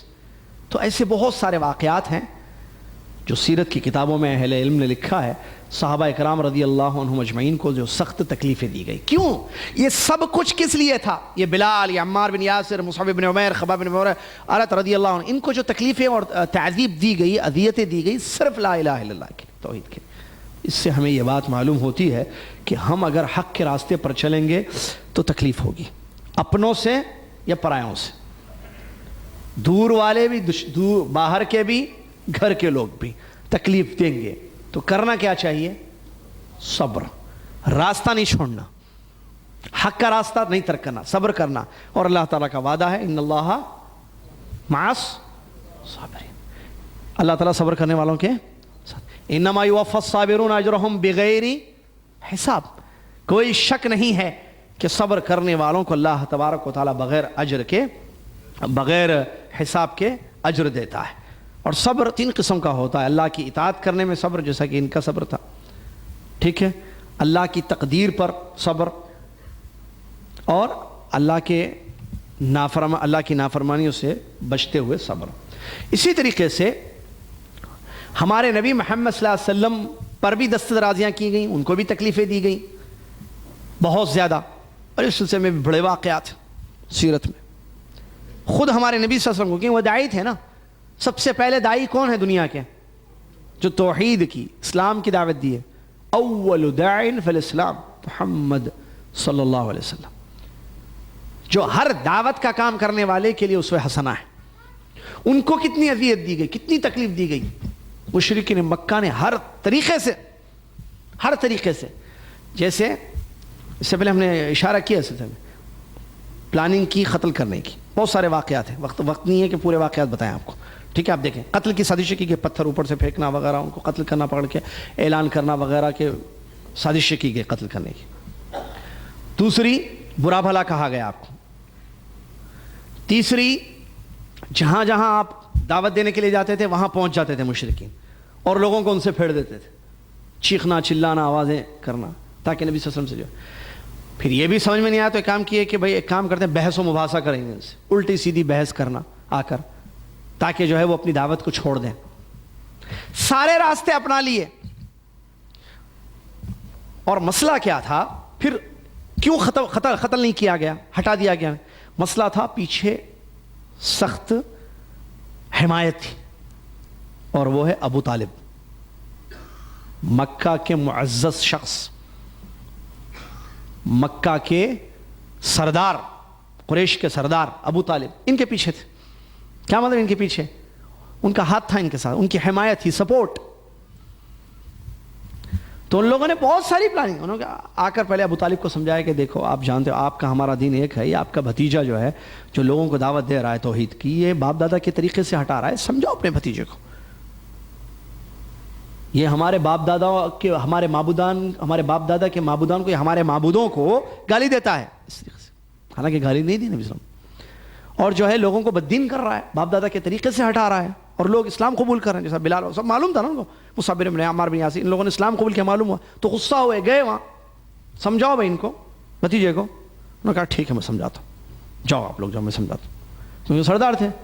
بھتیجے کو بلائے، محمد صلی اللہ علیہ وسلم کو سمجھایا کہ کیا ہے یہ، قریش ناراض ہے تم سے سخت، کہ لوگوں کو تم اسلام کی دعوت دے رہے ہو، لوگ اسلام قبول کر رہے ہیں، چھوڑ دو اس کو، کیوں تم ایسے کرو. تو جب انہوں نے دیکھا کہ پیارے نبی علیہ السلام نہیں سمجھ، مطلب نہیں چھوڑنے والے ہیں راستہ، انہوں نے واضح کہہ دیا چاچا میں اللہ کا رسول ہوں، مانے یہ قوم یا نہ مانے یہی سچ ہے، اور میں اپنی دعوت کروں گا، مجھے اللہ کی طرف سے حکم ہے، میں یہ راستہ نہیں چھوڑنے والا ہوں. ٹھیک ہے. اور بھی جو ہے باتیں ہوئیں. وہ جو مشہور واقعہ ہے کہ جس میں یہ آیا ہے کہ اے چاچا اگر یہ لوگ سورج میرے دائنے ہاتھ میں رکھ دیں، اور تقریروں میں بولتے ہیں بچے، یہ مدرسوں میں جو تقریروں کی پریکٹس کی جاتی ہے نا اس میں یہ واقعہ بتایا جاتا ہے. چاچا جان سے کہا اے چاچا اگر یہ لوگ میرے دائنے ہاتھ میں سورج لا کر رکھ دیں، بچپن میں تقریروں میں، اور بائیں ہاتھ میں چاند لا کر رکھ دیں، میں اپنے دین کو نہیں چھوڑیں. یہ ضعیف ہے الفاظ، صحیح حدیث سے ثابت نہیں ہے. یہ اس میں کلام ہے کافی، شیخ الالبانی رحمہ اللہ وغیرہ کا. صحیح جو الفاظ ہیں یہ ہے صحیح الفاظ کہ یہ لوگ کچھ بھی کر لیں، میں اپنے راستے کو چھوڑنے والا نہیں ہوں. سورج اور چاند ہاتھ ہاتھ میں رکھنے کا واقعہ نہیں، البتہ سورج کا ذکر ایک روایت میں آتا ہے جو صحیح روایت ہے کہ اگر یہ سورج کی روشنی یا اس قسم کے الفاظ ہے کہ سورج بھی لا لیں اور کہیں کہ چھوڑ دو اپنے راستے کو، تو میں چھوڑنے والا نہیں ہوں. جب چاچا نے دیکھا کہ بھتیجے کا یہ معاملہ ہے تو کہا کہ بیٹے جو تمہیں حکم ملا ہے کرو، یہ لوگ تم کو کچھ نہیں کریں گے، جاؤ. تو ان کا سپورٹ تھا، وہ جانتے تھے. پھر انہوں نے آ کر دھمکی بھی دی، عجیب و غریب پیشکش کی. ایک لڑکے کو لائے، کہا کہ ایک کام، انہوں نے دیکھا کہ ابو طالب چھوڑ نہیں رہے ہیں ساتھ، اور اس سے معلوم ہوتا ہے کہ دعوت دینے والوں کا ساتھ دینا. یہاں سے ایک پوائنٹ، صحابہ نے ساتھ دیا، ابو بکر صدیق ٹھیک ہے ابو طالب ہمارے لیے دلیل نہیں ہے، لیکن سپورٹ ہو اگرچہ کافر کا کیوں نہ ہو، دعوت میں اثر ہوتا ہے. اور یہ حکمت ہے، بات سمجھتے نہیں ہیں لوگ دعوت کا کام کرنے والے. یہ حکمت ہے نا بھائی، سپورٹ ضروری ہے. علم اور قوت، صرف علم نہیں، ساتھ میں قوت بھی ہونا. چیک کریں آپ، واقعات دیکھیں آپ، قرآنی آیات سے علماء نے کہا قوت، دعوت میں قوت ہو تو دعوت کام کرتی ہے، اور قوت رکھنی چاہیے. یہاں دیکھیں کتنے واقعات ہیں. انہوں نے یہ بھی کہا کہ ایک لڑکے کو لا کر دیا، کہا کہ ایک کام کرتے ہیں، یہ آپ لے لیں، محمد کو ہمیں دے دیں، اس کو آپ اپنا بیٹا بنا لیں، اس کے بدلے آپ محمد کو ہمارے حوالے کر دیں، ہم قتل کر دیں گے، بات ختم ہو جائے گی. آپ کا بھتیجا تو گیا، لیکن دوسرا بھتیجا، یہ اس کو اپنا بھتیجا بنا لیں آپ. ہاں یہ بھی واقعہ ہے. تو انہوں نے کہا کہ تم سودا کر رہے ہو میرے بیٹے کے ساتھ، کہ میں میرے بیٹے کو دے دوں، بھتیجے کو، محمد صلی اللہ علیہ وسلم، دوسرے کو بیٹا بنا. یہ ہرگز نہیں ہو سکتا. وہاں بھی بات نہیں بنی ان کی. یعنی میں کہنے کا مقصد، ان کے سپورٹ کی وجہ سے کچھ کر نہیں پا رہے تھے، جو ان کو غصہ یا نفرت تھی، ورنہ پورے مل کے قتل کر دیتے. تو اس سے معلوم ہوا کہ دعوت کو سپورٹ کریں. آپ کو معلوم ہے آپ کی بستی میں، آپ کے گاؤں میں، آپ کے خاندان میں کوئی عورت، کوئی مرد توحید کی دعوت کا کام کر رہے ہیں، آپ سپورٹ کیجئے، ان کے خلاف اٹھ کھڑے مت ہوئیے. حق کا ساتھ دینا یہ ایمان کی علامت ہے. صحیح ہے یا نہیں ہے؟ آپ حق پر چلیں اور حق والوں کا ساتھ دیں، حکمت کے تحت. قوت، اس سے قوت ہوگی، حق آگے بڑھے گا. آج حق کی دعوت دینے والے بہت کم ہیں، ان کا ساتھ دینے والے تو اور کم ہیں. باطل کی طرف دعوت دینے والے کثیر ہیں، بہت ہیں.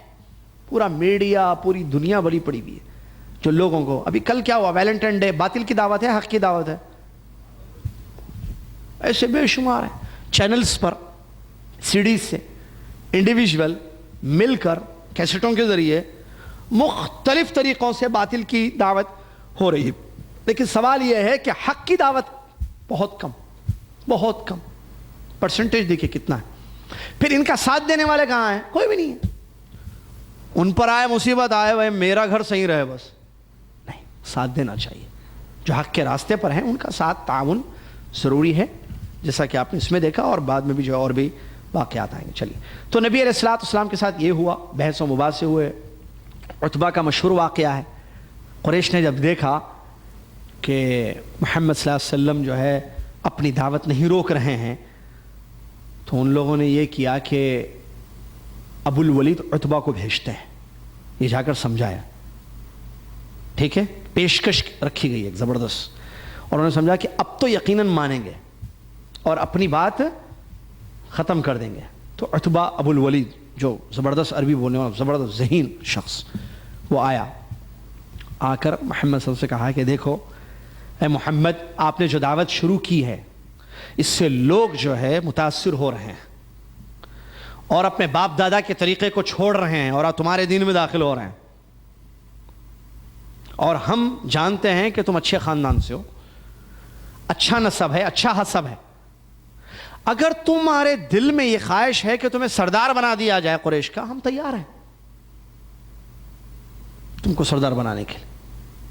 بلکہ اس سے پہلے شروع جیسے ہوا، بڑا زبردست واقعہ ہے. عتبہ جب آیا، ابو الولید اس کی کنیت تھی، آ کر اس نے کہا کہ مجھے تم سے ضروری بات کرنا ہے. کہا کہ ٹھیک ہے بولو. تو نبی صلی اللہ علیہ وسلم نے سننا شروع کیا.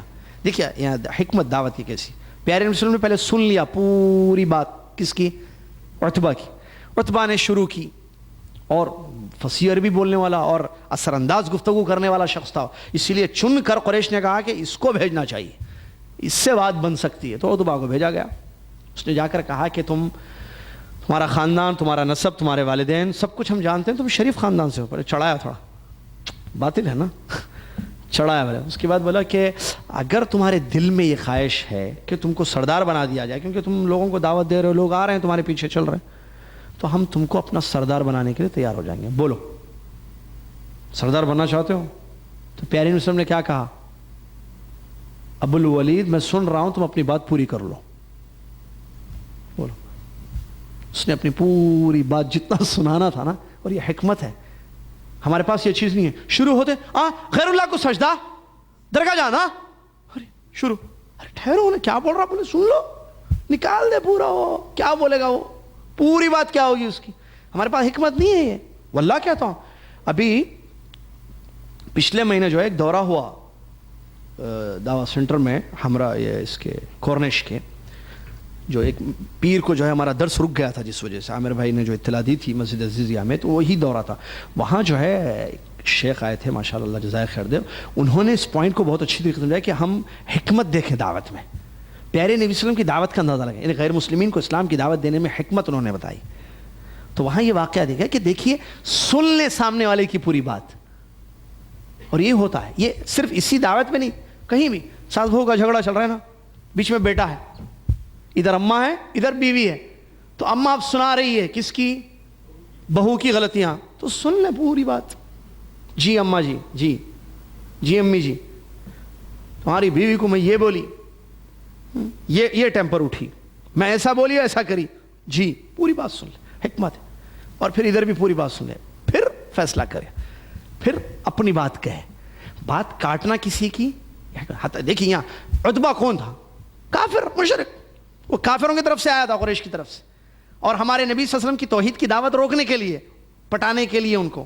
دوسرے الفاظ میں کہیں بھائی ہاں پیشکش کی، سردار بننا چاہتے ہیں سردار بنا دیں گے. تو پوری بات نبی صلی اللہ علیہ وسلم نے سنی. زبردست واقعہ ہے یہ، مجھے دل کو لگا واقعہ. کہا کہ سردار بننا ہے تو ہم سردار بنا دیں گے، یا آپ چاہتے ہیں کہ جو ہے قریش کی یا خواہش دل میں دوسری ہے کہ کسی بڑی عورت سے شادی کریں، تو تم قریش کی عورتوں میں سے جس عورت کی طرف اشارہ کرو گے اس کا نکاح تم سے ہم کر دیں گے. کوئی خوبصورت مالدار عورت سے نکاح کرنا چاہتے وہ بھی کرنے کے لیے تیار.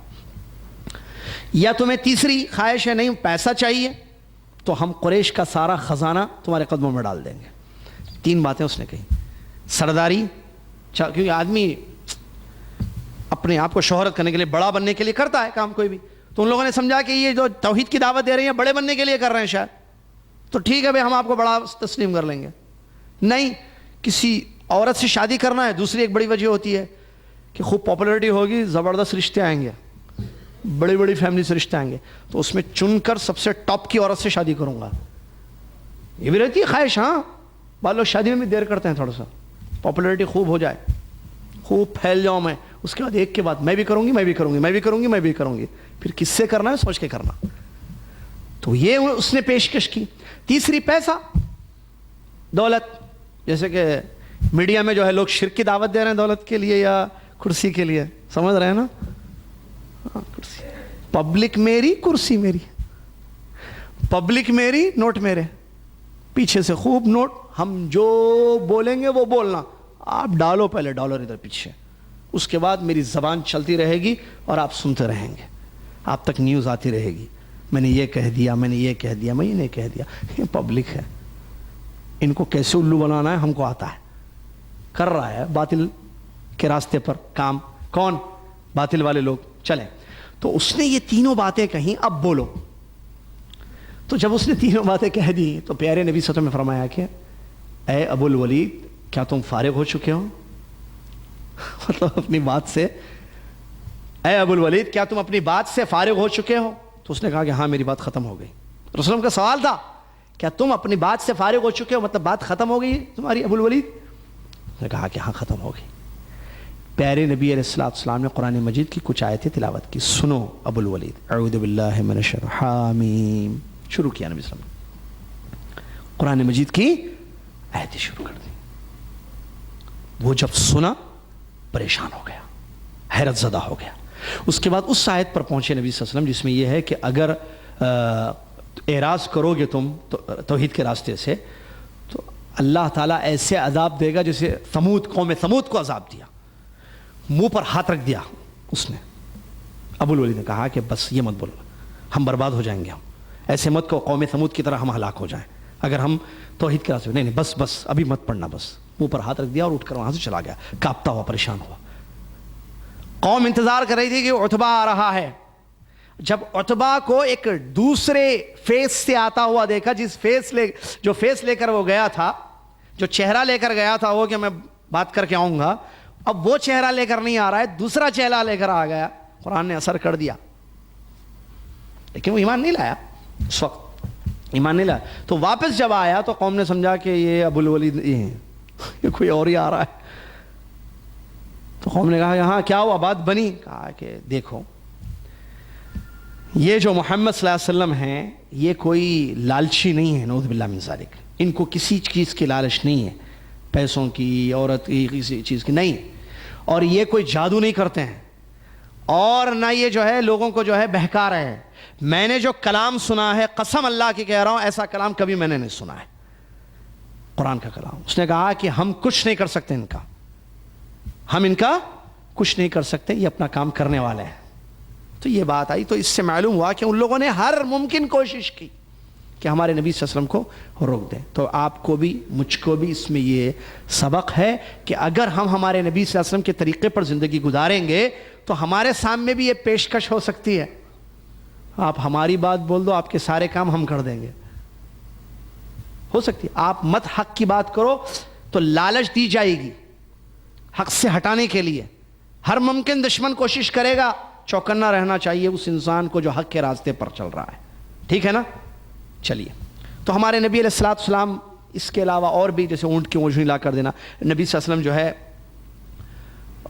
آ کر نماز پڑھتے تھے خانہ کعبہ میں، لوگوں کو دین کی باتیں سمجھاتے تھے، تو آپ کو تکلیف مختلف طریقے دے گا۔ آپ کو جو ہے وہ جیسا وہ بھی مشہور واقعہ کہ ایک دشمن ہے، اس نے گلے میں جو ہے نبی صلی اللہ علیہ وسلم جب نماز پڑھ رہے تھے تو گلے میں جو ہے اس نے کیا ہے وہ کپڑا ڈال کر گلا خوب دبایا۔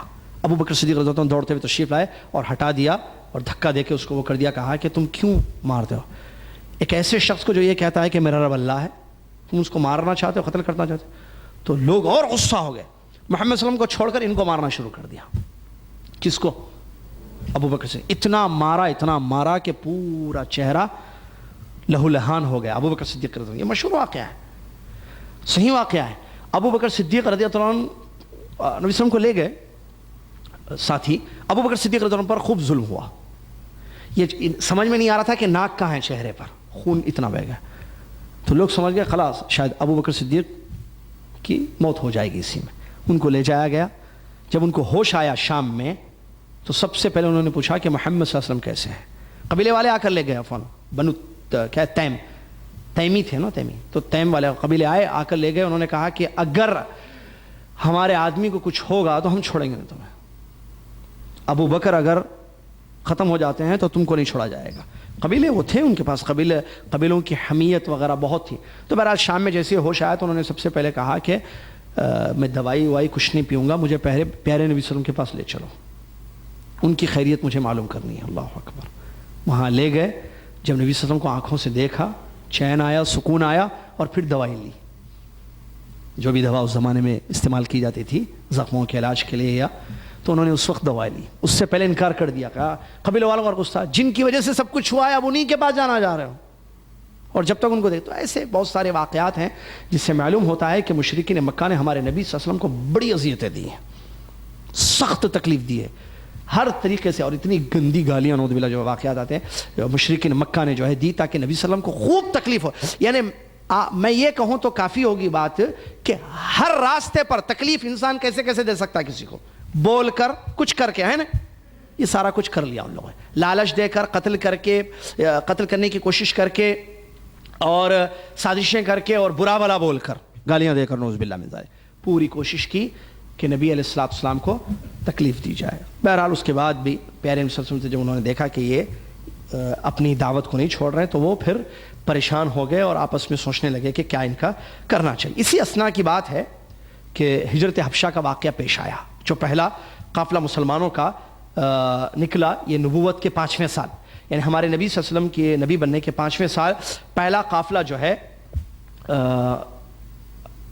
حبشہ کی طرف ہجرت کر گیا۔ اور اس کا واقعہ اس طریقے سے ہے کہ ہمارے نبی علیہ السلام نے جب دیکھا کہ قریش کی اذیت اور قریش کی تعذیب، ان کا جو مسلمانوں کو، صحابہ کو تکلیف دینا بہت زیادہ ہو گیا ہے اور صحابہ بڑے پریشان ہیں، تو ہمارے نبی علیہ السلام نے ان سے یہ کہا، لو خرجتم الى ارض الحبشہ فان فيها ملكا لا يظلم احد عنده حتى يجعل الله لكم فرجا ومخرجا مما انتم فيه، حدیث کے الفاظ ہیں۔ نبی صلی اللہ علیہ وسلم نے فرمایا کہ میں یہ مناسب سمجھتا ہوں کہ تم لوگ حبشہ کی طرف ہجرت کرو، کیونکہ وہاں ایک بادشاہ ہے اور وہ اچھا بادشاہ ہے، نجاشی کی بات آپ نے کی، اس کے پاس کسی پر ظلم نہیں ہوتا ہے، اس کے پاس جو رہتے ہیں اس کے وہاں کسی پر ظلم نہیں ہوتا ہے تو تم لوگ وہاں چلے جاؤ یہاں تک کہ اللہ تعالیٰ کوئی راستہ نکالے ہمارے لیے یا اس مشکل سے بچنے کی کوئی راہ نکل جائے۔ چنانچہ اللہ کے نبی علیہ السلام کے اس حکم پر، آپ کے اس مشورے پر عمل کیا گیا اور پہلا قافلہ مسلمانوں کا مہاجرین کا نکلا ملک مکہ سے ملک حبشہ کی طرف نکلا، اور جیسے کہ تاریخ میں آیا یہ شعیبہ کے راستے سے، یہ لوگ شعیبہ ہے نا یہاں، تو وہ مکہ سے شعیبہ آئے تو وہاں انتظار کیا اس کا کشتی کا، کیونکہ حبشہ دوسرے سمندر پار کر کے جانا تھا، تو جہاز کا انتظار کیا، تو شام میں جو ہے جہاز آ گیا ہے اور اس پہ وہ لوگ سوار ہو گئے سارے مسلمان، یہ اور سوار ہو کر ملک حبشہ پہنچے۔ مشرکین کو پتہ چلا کہ کچھ لوگ چھپ چھپ کر جو ہے مکہ سے باہر نکلے ہیں، کہاں؟ ملک حبشہ۔ تو وہ ان لوگوں نے کچھ آدمیوں کو بھیجا کہ جاؤ شعیبہ کے راستے پر، تو وہ جب آئے تو اللہ تبارک و تعالیٰ کی حکمت تھی کہ ان کے پہنچنے سے پہلے وہ لوگ سوار ہو کر کافی دور چلے گئے تھے، وہ لوگ واپس نامراد آ گئے کہ نہیں ہم نہیں پکڑ سکے، نکل گئے وہ لوگ۔ کہاں گئے یہ لوگ؟ یہ لوگ کتنے تھے؟ ان کے بارے میں آتا کہ یہ پہلی مرتبہ جو ہجرت کی گئی، یہ پہلی ہجرت ہے اسلام کی، یہ کچھ کل 12 مرد تھے اور 4 عورتیں تھیں، اور ان کے سردار یا جن کے ساتھ جو اللہ کے وسلم نے ان کو بھیجا تھا وہ تھے حضرت عثمان ابن عفان رضی اللہ تعالیٰ عنہ، ان کے ساتھ ان کی بیوی رقیہ رضی اللہ تعالیٰ عنہ بھی تھیں۔ تو یہ قافلہ جو پہلا قافلہ مختصر افراد جو 12 مرد اور 4 عورتوں پر مشتمل، یہ جو ہے الحمدللہ اللہ کے فضل و کرم اور اس کی توفیق سے پیارے وسلم کے مشوروں پر عمل کرتے ہوئے ملک حبشہ پہنچ گئے۔ اس کے بعد وہاں پہنچنے کے بعد ظاہر بات ہے نبی صلی اللہ علیہ وسلم نے جب بھیجا تھا تو ان کو پتہ چلا کہ یہ لوگ اپنے دین کو بچانے کے لیے، مشرکین مکہ کے ظلم سے اپنے آپ کو محفوظ رکھنے کے لیے ملک حبشہ پہنچے ہیں۔ تو نجاشی جو بادشاہ تھا، نبی صلی اللہ علیہ وسلم نے بیان کیا نا کہ وہ نصرانی تھا، وہ نصرانی کرسچن تھا، تو وہ اچھا بادشاہ تھا، وہ کسی پر ظلم ہوتا دیکھنا برداشت نہیں کرتا تھا۔ تو اس کو پتہ چلا کہ یہ مظلومین ہیں اور بے سہارا ہیں، ان پر ظلم کیا گیا، تو اپنے دین کی حفاظت کے لیے آئے، تو اس نے پناہ دی اپنے پاس، اس نے اپنے پاس پناہ دی۔ اور اسی میں ایک مشہور واقعہ بھی ہوا جو تاریخ میں لکھا ہوا ہے، مشہور ہے سیرت کا، جعفر رضی اللہ عنہ کا خطاب۔ مکہ والوں کو جب پتہ چلا، مشرکین مکہ کو، یہ پہلا قافلہ مسلمانوں کا وہاں گیا، تو ان لوگوں نے ان کو واپس لانے کے لیے اپنے کچھ لوگوں کو بھیجا۔ مشرکین مکہ نے وہ گئے نجاشی کے پاس گئے اور جا کر شکایت کی کہ ہماری قوم کے کچھ لوگ آپ کے پاس آ گئے ہیں ہمارے دین سے بھاگ کر، لہٰذا وہ ہمارے لوگ ہیں، آپ پکڑ کر ان کو دے دیجیے، اور وہ برے لوگ ہیں وغیرہ ایسے کہا۔ اچھا ٹھیک ہے، میں نہیں دوں، میں اس وقت تک نہیں دوں گا تمہارے لوگوں کو جب تک ان سے سن نہ لوں کہ وہ کیا مسئلہ ہے، وہ لوگ جانا چاہتے ہیں یا نہیں، کیوں انہوں نے جو ہے آپ کا دین چھوڑ دیا، ایک دوسرا دین اپنا لیا، اور معاملہ کیا ہے، ماجرا کیا ہے۔ عقل مند بادشاہ تھا، تو اس نے مسلمانوں کو بلایا، کہا کہ کوئی بات کرے، بتاؤ بھائی کیا مسئلہ، یہ لوگ آئے ہیں آپ لوگوں کو لینے کے لیے۔ تو ان میں سے جعفر رضی اللہ تعالیٰ، جعفر بن ابی طالب جو حضرت علی رضی اللہ عنہ کے بھائی، انہوں نے کہا کہ میں بات کروں گا۔ چنانچہ جعفر رضی اللہ عنہ کا بہترین خطاب مشہور ہے سیرت میں کہ اس نے کہا کہ اے بادشاہ، ہم بت پرست تھے، جنوں کی، انسانوں کی، بتوں کی پوجا کرتے تھے، محمد صلی اللہ علیہ وسلم ہمارے پاس ایک دین لے کر آئے، انہوں نے کہا کہ بت پرستی کو چھوڑو، ایک اللہ کی عبادت کرو۔ ہم نے ان کی بات کو قبول کر لیا، ہم حرام راستے پر تھے، اور بہت ساری باتیں، بڑا لمبا ان کا جو ہے خطاب ہے جس میں انہوں نے کہا کہ ہمارا طور طریقہ غلط تھا، ہم جو ہے ظلم کرتے تھے اور حقدار کو اس کا حق نہیں دیتے تھے، یہ ہمارے پاس جو دین لے کر آئے اس میں انہوں نے کہا کہ ظلم حرام ہے، ظلم نہیں کرنا، انصاف کرنا۔ انہوں نے کہا کہ صبح شام اللہ کی عبادت کرو، نماز، ہم صبح شام اللہ کی عبادت کرتے۔ انہوں نے جو ہے اچھی اچھی باتوں کا حکم دیا، جس میں رشتہ داروں کا حق، ٹھیک ہے، پڑوسیوں کا حق، اور ایک دوسرے کی جو ہے مدد کرنا۔ تو یہ اچھی اچھی ان کی تعلیمات ہیں اس دین کی، تو ہم نے اس کو قبول کی۔ جب ہماری قوم نے یہ دیکھا کہ ہم نے اپنے باپ دادا کے شرکیہ طریقے کو چھوڑ کر ان کی توحید کی راہ کو قبول کر لیا ہے، تو وہ غصہ ہوئے اور انہوں نے ہم کو مارنا اور ہم پر ظلم کرنا شروع کر دیا۔ ان کے ظلم سے بچنے کے لیے جب ہمیں پتہ چلا کہ آپ کے یہاں ظلم نہیں کیا جاتا ہے، ہم آپ کے پاس آئے ہیں اور آپ سے امید کرتے ہیں کہ آپ ہمیں اپنی اس میں رکھیں گے۔ اس کے بعد انہوں نے کچھ آیتیں پڑھی، جس میں سورہ مریم کی کچھ آیتیں انہوں نے تلاوت کی۔ بادشاہ نے یہ، نجاشی زار و قطار رونے لگا جب قرآن کی آیتیں اس نے سنی، اس نے کہا کہ میں بات سمجھ گیا، یہ وہی دعوت ہے جو عیسیٰ علیہ السلام بھی لے کر آئے تھے، ایک اللہ کی عبادت کرنا، کیونکہ اس میں بھی وہی تھا توحید، تمام انبیاء کی دعوت توحید تھی، طریقے الگ الگ تھے۔ تو اس نے کہا کہ میں سمجھ گیا یہ وہی ہیں، یہ وہی روشنی لے کر آئے محمد صلی اللہ علیہ وسلم جو روشنی لے کر اس سے پہلے عیسیٰ آئے تھے، جاؤ تمہیں کوئی نہیں روکے گا۔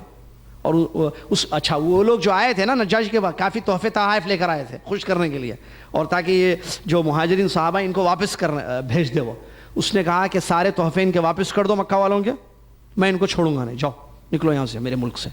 اس نے واپس کر دیا ان کو، اس نے واپس کر دیا۔ اس کے بعد ایک واقعہ ہوا، واقعہ کیا ہوا کہ اس ہجرت کے 2 ماہ بعد، 2 مہینے کے بعد رمضان میں پیارے نبی علیہ السلام مسجد حرام تشریف لائے۔ مسجد حرم مسجد مکہ، بھائی مسجد حرام ہے اس کا نام، وہاں تشریف لائے نبی صلی اللہ علیہ وسلم۔ یہ ہجرت کے بعد کا واقعہ، 2 مہینے کے بعد کا، وہ وہیں تھے صحابہ۔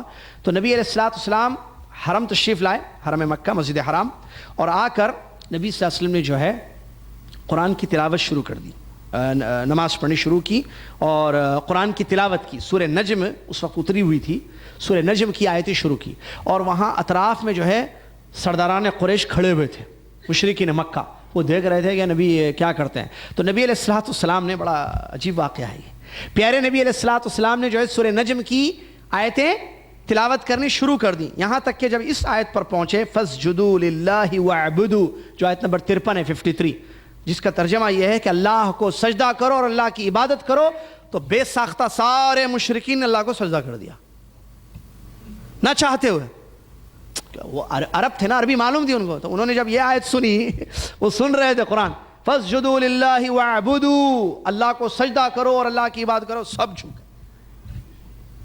صحیح بخاری میں یہ الفاظ آئے ہیں عبداللہ بن مسعود رضی اللہ تعالیٰ عنہ کے، جس میں انہوں نے کہا کہ نبی صلی اللہ علیہ وسلم نے فرمایا کہ جب میں نے سورہ نجم پڑھنی شروع کی اور میں نے سجدہ کیا اس آیت پر، تو قوم کا کوئی فرد ایسا نہیں بچا جس نے سجدہ نہ کیا ہو، سب نے۔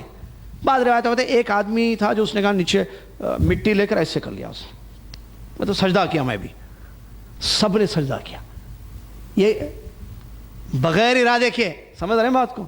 اللہ کو سجدہ کہاں کرتے تھے وہ لوگ، بغیر ارادے کے ان لوگوں نے کیا۔ اچھا یہ واقعہ وہاں بھی پہنچ گیا، کہاں؟ ملک حبشہ۔ اور واقعہ کیا پہنچا؟ قریش اسلام لے کر آئے، سارا مکہ مسلمان ہو گیا، سجدہ کیے نا اللہ کو۔ تو وہ لوگ جو ہے وہاں خبر پہنچی تو خوشی سے کہا چلو اب اپنے شہر چلو، واپس مکہ چلو۔ تو وہ مکہ آئے نہیں، ابھی راستے پر تھے کہ ان کو حقیقت کا علم ہوا کہ معاملہ ایسے نہیں ہے کہ وہ اسلام لے کر آئے ہیں، ایمان لے کر آئے، نہیں، ان لوگوں نے سجدہ کر دیا بغیر ارادے کے، گر گئے سجدے میں، ایمان نہیں لائے وہ لوگ۔ تو ان میں سے کچھ لوگ واپس ہو گئے، کہا کہ نہیں پھر وہ ماریں گے، پھر ہمیں ستائیں گے، ظلم کریں گے، اور کچھ لوگ جو ہے چھپ چھپ کر مکہ میں ادھر ادھر انہوں نے پناہ لی، اور یہی سلسلہ۔ اچھا جب مشرکین مکہ کو احساس ہوا کہ ہم نے سجدہ بھی کر دیا اللہ کو، ان کو اور غصہ آیا کہ محمد آخر کیا کر رہا ہے صلی اللہ علیہ وسلم، ان کی غصے میں اور شدت ہوئی اور ان لوگوں نے اور تکلیفیں دینی شروع کی۔ تو نبی علیہ السلام نے صحابہ کو اور دیگر صحابہ، دوسری ہجرت ہوئی ہے ملک حبشہ کی طرف، دوسری ہجرت نبی صلی اللہ علیہ وسلم کے حکم پر، تقریباً 82 یا 83 مرد اور 18 عورتوں نے دوسری ہجرت کی۔ اور بعض نے کہا کہ یہ جو جعفر رضی اللہ عنہ کا خطاب ہے نا، جو واقعہ تھا وہ ان میں تھا، یہ دوسری ہجرت کے بعد وہ واقعہ پیش ہے۔ بہرحال وہ مشہور واقعہ، بہت اچھا وہ واقعہ تھا، تو دوسری ہجرت کے بعد وہاں پہنچا۔ تو یہی سلسلہ رہا، وہاں وہ لوگ چلے گئے اور عبادت کرنے لگے، اور یہاں مکہ میں اللہ کے نبی علیہ السلام اپنی دعوت کا کام کر رہے تھے، اور سپورٹ زبردست تھا، کس کا؟ ابو طالب کا۔ تو وہ لوگ چاہ کر بھی کچھ نہیں کر پا رہے تھے کہ آخر کیا کریں، ابو طالب جو ہے ان کا ساتھ نہیں چھوڑ رہے ہیں۔ تو ایک وقت ایسا آیا کہ ابو طالب بیمار پڑ گئے سخت، ظاہر بات ہے بڑھاپا تھا، تو بیمار جب پڑ گئے، اور اسی درمیان جو ہے اچھا ہاں وہ بھی واقعہ ہوا نا، وہ مقاطعہ جو بائیکاٹ، وہ بھی مشہور واقعہ ہے، ہاں شیب ابی طالب کا واقعہ، مشہور گھاٹی کا واقعہ، جو 3 سال انہوں نے گزار دیے، یہ بھی زبردست واقعہ۔ بہرحال اس میں یہ ہوا کہ ان لوگوں نے جب دیکھا کہ جو ہے کسی بھی طریقے سے جو ہے دعوت رک نہیں رہی ہے اسلام کی، تو ہم اب ان لوگوں نے پلاننگ کی اور مکمل بائیکاٹ جو بھی ہے بہرحال. تو انہوں نے کہا کہ ان کو روک دیں گے، ان سے سارے تعلقات ختم کر دیں گے. کن سے؟ 2 قبیلوں سے ان لوگوں نے کہا، ایک بنی ہاشم اور دوسرے بنی مطلب. بنو ہاشم اور بنو عبد المطلب، ان 2 قبیلے والوں سے مکمل بائیکاٹ کر لیں گے ہم لوگ. چنانچہ ان لوگوں نے اس پلاننگ کے تحت یہ چیز کر دی، سارے قریش کے خاندانوں میں بات پھیلا دی کہ ان 2 قبیلے والوں سے، بنو ہاشم اور بنو عبد المطلب سے، نہ کوئی خریدے گا کوئی چیز، نہ کوئی ان کو بیچے گا کوئی چیز، نہ نکاح کرے گا، نہ ان سے بات کرے گا، نہ ان کے ساتھ اٹھے گا بیٹھے گا. مکمل ان سے تعلقات ختم کر لیے جائیں گے.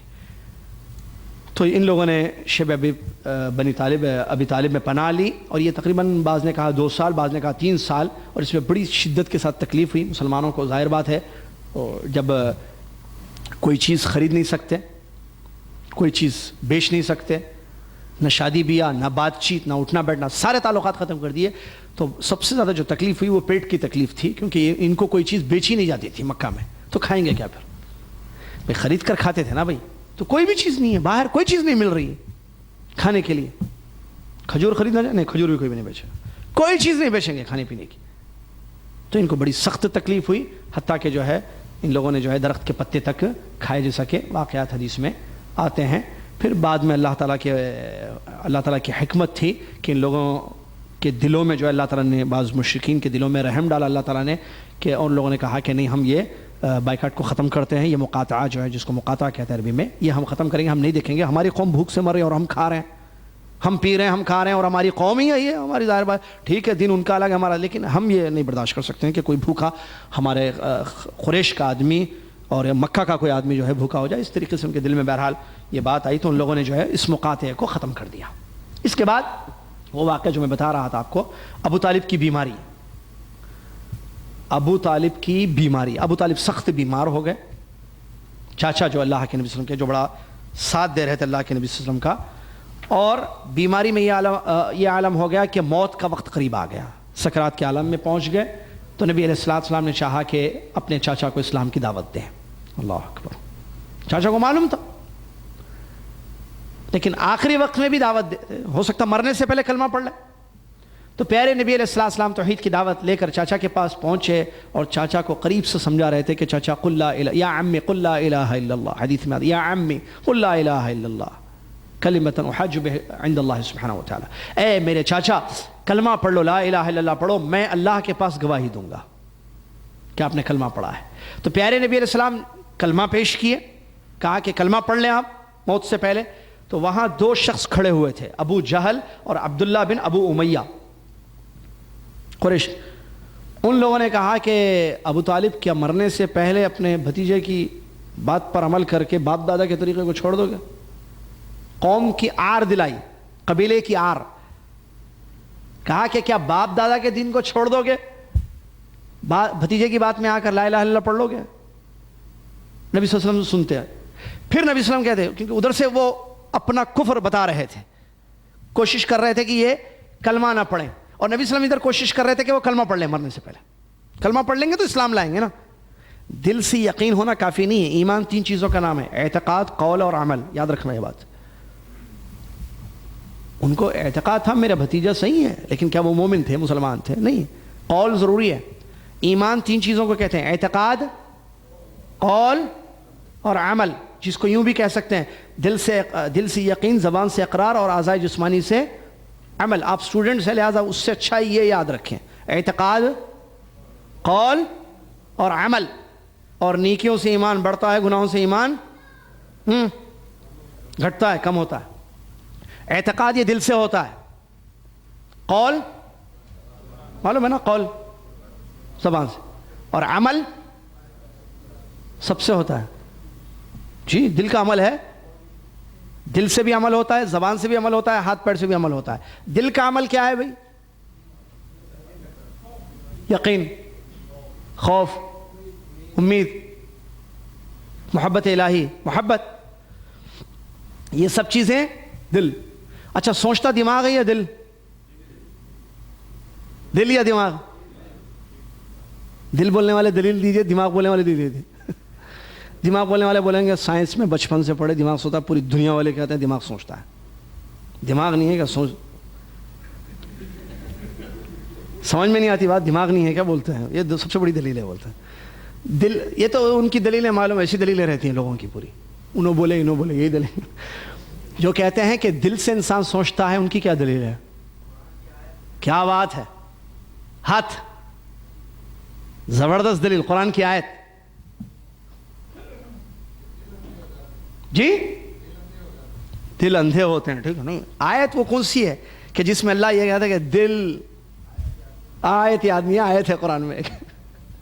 چلیے یاد نہیں ہے، اللہ تعالیٰ یاد دلا دے آپ کو. لہم قلوب لا یفقہون بہا، ان کے دل ہے لیکن وہ سمجھتے نہیں ہیں، سوچتے نہیں ہیں. دل سوچتا ہے بھائی. یہ کیا ہے؟ سائنس کب آئی؟ اسلام کب آیا؟ سائنس تحقیق کر رہی ہے، کرتے رہو. مرو گے بغیر، ایسی تحقیق کرتے کرتے مر جاؤ گے بغیر کلمہ پڑھے، تو پھر وہاں تحقیق ہوگی تمہاری. زبردست، کیا کرے، کیا کیا بولے، کتنا کفر بکے، کتنا کفر پھیلائے، زبردست عذاب ہوگا. سچ یہی ہے کہ دل سوچتا ہے، سارا کام دل ہی کرتا ہے. It's a fact. مانو یا آج نہیں مان رہے ہو، 10 سال کے بعد مان لو گے. آج اگر سائنس میں کوئی بول دے ہاں نہیں کریکٹ، تو ہم بھی بولیں گے کریکٹ. پہلے لوگوں کو بولتے تھے جو ہے آدمی جو ہے ہوا میں اڑے گا، پاگل ہے کیا بولتے تھے لوگ، آدمی ہوا میں اڑے گا.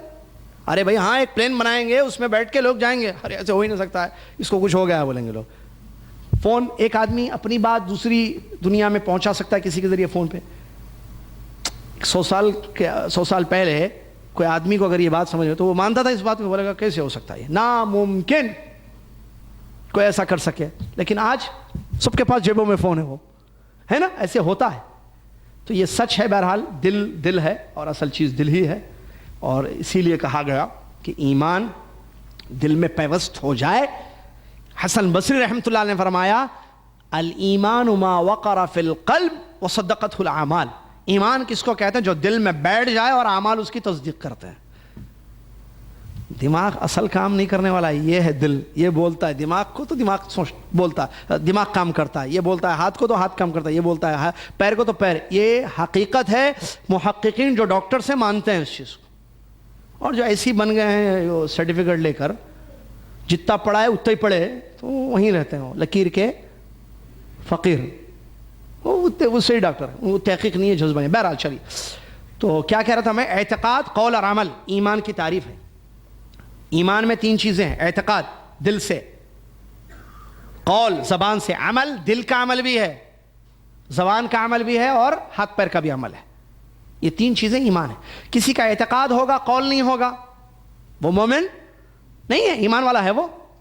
اگر کسی کے دل میں، جیسا فرعون کے بارے میں اللہ نے فرمایا کہ وَاسْتَيْقَنَتْهَا أَنفُسُهُمْ، فرعون اور اس کی قوم کو یقین تھا اللہ رب ہے. فرعون اور اس کی قوم کو یقین تھا کہ اللہ رب ہے. ایمان لایا وہ اپنے آپ کو رب بولتا تھا، نعوذ باللہ من ذالک. تو دلوں کا یقین، آج بھی بہت سارے کافر ہیں ان کے دلوں میں یقین ہے کہ وہ جو ہے جو کر رہے ہیں پوجا وہ غلط ہے. اسلام صحیح ہے، معلوم ہے ان کے دل میں، لیکن کیا ان لوگوں نے کلمہ پڑھا ہے؟ نہیں پڑھا ہے. جو کلمہ نہیں پڑھتا ہے وہ مومن نہیں ہو سکتا. ابو طالب کو دل میں یقین تھا لیکن یہ نجات نہیں دے گا. ابو طالب سے رسول اللہ صلی اللہ علیہ وسلم نے فرمایا قل لا الہ الا اللہ، لا الہ الا اللہ. یہاں میں ایک بات بولنا چاہ رہا تھا، فائدے کی بات ہے. ابھی تھوڑی دیر پہلے میں نے دلیل مانگی تھی تو بھائی نے کہا کہ آیت ہے قرآن کی. تو دلیلیں کیا ہوتی ہیں معلوم ہے آپ کو؟ کتنی قسم کی دلیل ہوتی ہیں بتائیے بھائی؟ قرآن حدیث. دلیلیں جو ہے، جو ادلہ ہیں وہ 4 ہیں، یاد رکھیے اس کو. قرآن نمبر 1، نمبر 2 حدیث، نمبر 3 اجماع، نمبر 4 قیاس.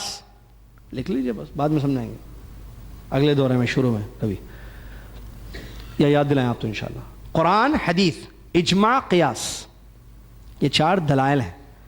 قرآن سے کوئی چیز ثابت ہو وہ بھی دلیل ہے، حدیث سے کوئی چیز ثابت ہو وہ بھی دلیل. قرآن و حدیث کو صحابہ کے جیسے سمجھانا یہ الگ مسئلہ ہے، وہ تو ضروری ہے، وہ سمجھیں گے کیسے پھر آپ.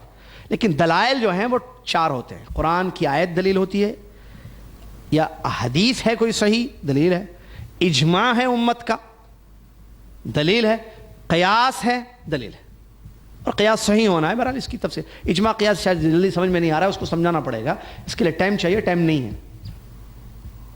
بعد میں سمجھائیں گے. ساری چیزیں دے دیں گے تو آپ آئیں گے، آئندہ کیسے آئیں گے؟ 4 دور اگلے دورے میں بتاؤں گا یہ انشاءاللہ. سمجھنا ہے اجماع قیاس تفصیل سے تو آئیے، نہیں سمجھنا ہے تو بیٹھیے. پھر پیارے نبی صلی اللہ علیہ وسلم کی مدنی زندگی تو وہ تو بہت ضروری ہے. مدینہ معلوم نا، مدینہ تو پھر مدینہ کیسے گئے، کیا ہوا ہجرت، پھر آج کوئی اگر ہجرت کرتا ہے تو کیا وہ ہجرت ہے یا نہیں ہے؟ تو آج اگر کوئی ایک اللہ کی عبادت کے لیے ہجرت کرتا ہے تو کیا وہ مہاجر ہے، کیا ہے؟ یہ سب مسئلے ہیں، بہرحال بہت آگے آئیں گے انشاءاللہ. تو بہرحال یہاں نبی صلی اللہ علیہ وسلم دعوت دے رہے ہیں اور وہ کیا کر رہے ہیں؟ انکار کر رہے ہیں. انکار نہیں، چپ ہیں وہ. ادھر جیسے جیسے نبی صلی اللہ علیہ وسلم ان سے کہتے کہ لا یا عم قل لا الہ الا اللہ، چاچا لا الہ الا اللہ پڑھ لو، چاچا لا الہ الا اللہ پڑھ لو، تو فوراً جیسے نبی صلی اللہ علیہ وسلم یہاں کہتے لا الہ پڑھ لو، فوراً ابو جہل اور عبداللہ بن ابو امیہ کہتے کیا باپ دادا کے دین کو چھوڑ دو گے؟ دو، ادھر حق کی دعوت، ادھر باطل کی دعوت، حق کی دعوت باطل کی دعوت، ٹکراؤ ہو رہا ہے. آدمی سمجھدار ہے، ابو طالب ہے بھائی، سردار ہے قوم کا، نہیں سمجھ میں اتنی بات نہیں سمجھ میں آئی. کیا کہا؟ میں اپنے باپ دادا کے دین پر مر رہا ہوں. انکار کر دیا لا الہ الا اللہ پڑھنے سے. اللہ تبارک و تعالیٰ نے آیت اتاری انک لا تہدی من احببت ولکن اللہ یہدی من یشاء. ترجمہ، بے شک آپ جس کو چاہے ہدایت نہیں دے سکتے، اللہ تعالیٰ جس کو چاہے ہدایت دے سکتا ہے. پیارے نبی صلی اللہ علیہ وسلم نے چاہا کہ ہدایت پر آ جائیں، چاچا بولیے نا، اللہ نے نہیں چاہا. کس کی چلی، کس کی چلتی ہے؟ یہ ہے عقیدہ، یہ عقیدہ ہے. چلتی کس کی؟ آپ جو چاہے وہ ہوتا نہیں ہوتا. پھر بات سمجھ میں نہیں آ رہی، کوشش کر کے خاموش بیٹھ جانا. یہ سنہرے اصول، زبردست اصول ہے زندگی کا. آپ کوشش کرو، بیٹھ جاؤ، اللہ چاہے گا ہوگا ورنہ نہیں ہوگا، ختم بات. میں ایک پروگرام کرنا چاہتا ہوں، کوشش کرو. میں ٹریول کرنا چاہتا ہوں، میں شادی کرنا چاہتا ہوں، میں دکان لگانا چاہتا ہوں، میں کوئی چیز خریدنا چاہتا ہوں، جاؤ راستے پر چلو، کوشش کرو. ہے اللہ نے چاہا تو ہوگا، اللہ نہیں چاہے گا نہیں ہوگا، ختم بات ختم. Chapter close. Don't open this chapter. عقیدہ صحیح ہو تو کلوز دا چیپٹر. عقیدہ کیا ہے؟ جو اللہ چاہتا ہے. یہ پوائنٹ سمجھ میں نہیں آتا ہے. اور عقیدہ جب سکھایا تو آج کا عام سعودی آدمی بھی بولتا ہے اللہ ما اراد یا اخی. یہ جملہ انڈیا پاکستان میں کیوں نہیں سننے میں آتا ہے؟ اللہ ما اراد یا اخی بولتا ہے، لکھنا نہیں آتا، سائن کرنے نہیں آتا، کمپیوٹر پہ بیٹھنا نہیں آتا. عام سعودی ڈرائیور بھی بولتا ہے اللہ ما اراد، اللہ نے نہیں چاہا بولتا ہے. یہ جملہ ہمارے کانوں میں اردو میں کیوں نہیں آتا ہے؟ عقیدہ نہیں سکھایا گیا. پوائنٹ سمجھ میں آ رہا ہے؟ اسی لیے عقیدہ سکھانا ہے. انشاءاللہ مرتے دم تک سکھائیں گے، ہم سیکھیں گے. سیکھنا ہے آپ کو یا دوسری قوم کو، ہم کوئی ہمیں لینا نہیں. آپ ہوں یا دوسرے ہوں، عبداللہ عامر خان ہو یا فاروق اور جہانگیر بھائی ہو، کوئی بھی ہو، سیکھیں گے انشاءاللہ. سمجھ میں آ رہی نا بات؟ عقیدہ سیکھا. اللہ ما اراد عربی میں یہاں بولتے ہیں. سنے کبھی یہ جملہ؟ نہیں سنے. ہم کو وہی یاد رہتا ہے جو اپنے مطلب کی چیز ہے. کفیل نے کہا لا معافی خروج، یہی یاد ہے بس، وہ یاد نہیں اللہ ما اراد اس نے کہا. اللہ نے نہیں ارادہ کیا ہے نا. بولتے ہیں یہ کب نکلتا ہے، اور نکلتا وہ ہے جو یہاں ہوتا ہے یا اس سے پہلے یہاں. یہ ہاں یہیں بھائی، وہ اصل غلط ہے نا، اس لیے ہٹانا اس کو. یہاں جو ہوتا ہے وہی نکلتا ہے. تو دل میں عقیدہ مضبوط ہوگا تو عقیدے پر مشتمل گفتگو کی جائے گی. صحیح ہے یا نہیں؟ تو یہ بات اچھی طریقے سے انک لا تہدی من احببت. تو ہم اپنی زندگی میں کوشش کریں. پیارے نبی میں کوشش کی، پوری کوشش کی، جد و جہد کی کہ کلمہ پڑھ لیں. چاچا اللہ نے نہیں چاہا نہیں ہوا. ہم کوشش کریں، علاج کی کوشش کریں، سفر کی کوشش کریں، کامیابی کی کوشش کریں، اچھی زندگی گزارنے کی کوشش کریں. لیکن یہ یاد رکھیں اگر نہیں ہو رہا ہے کام، اللہ ما اراد، اللہ نے نہیں چاہا. وما تشاءون الا ان یشاء اللہ رب العالمین. تم جو چاہتے ہو وہ نہیں ہوتا، اللہ جو چاہتا ہے وہی ہوتا ہے. ہم سمجھتے خلاص ہم نے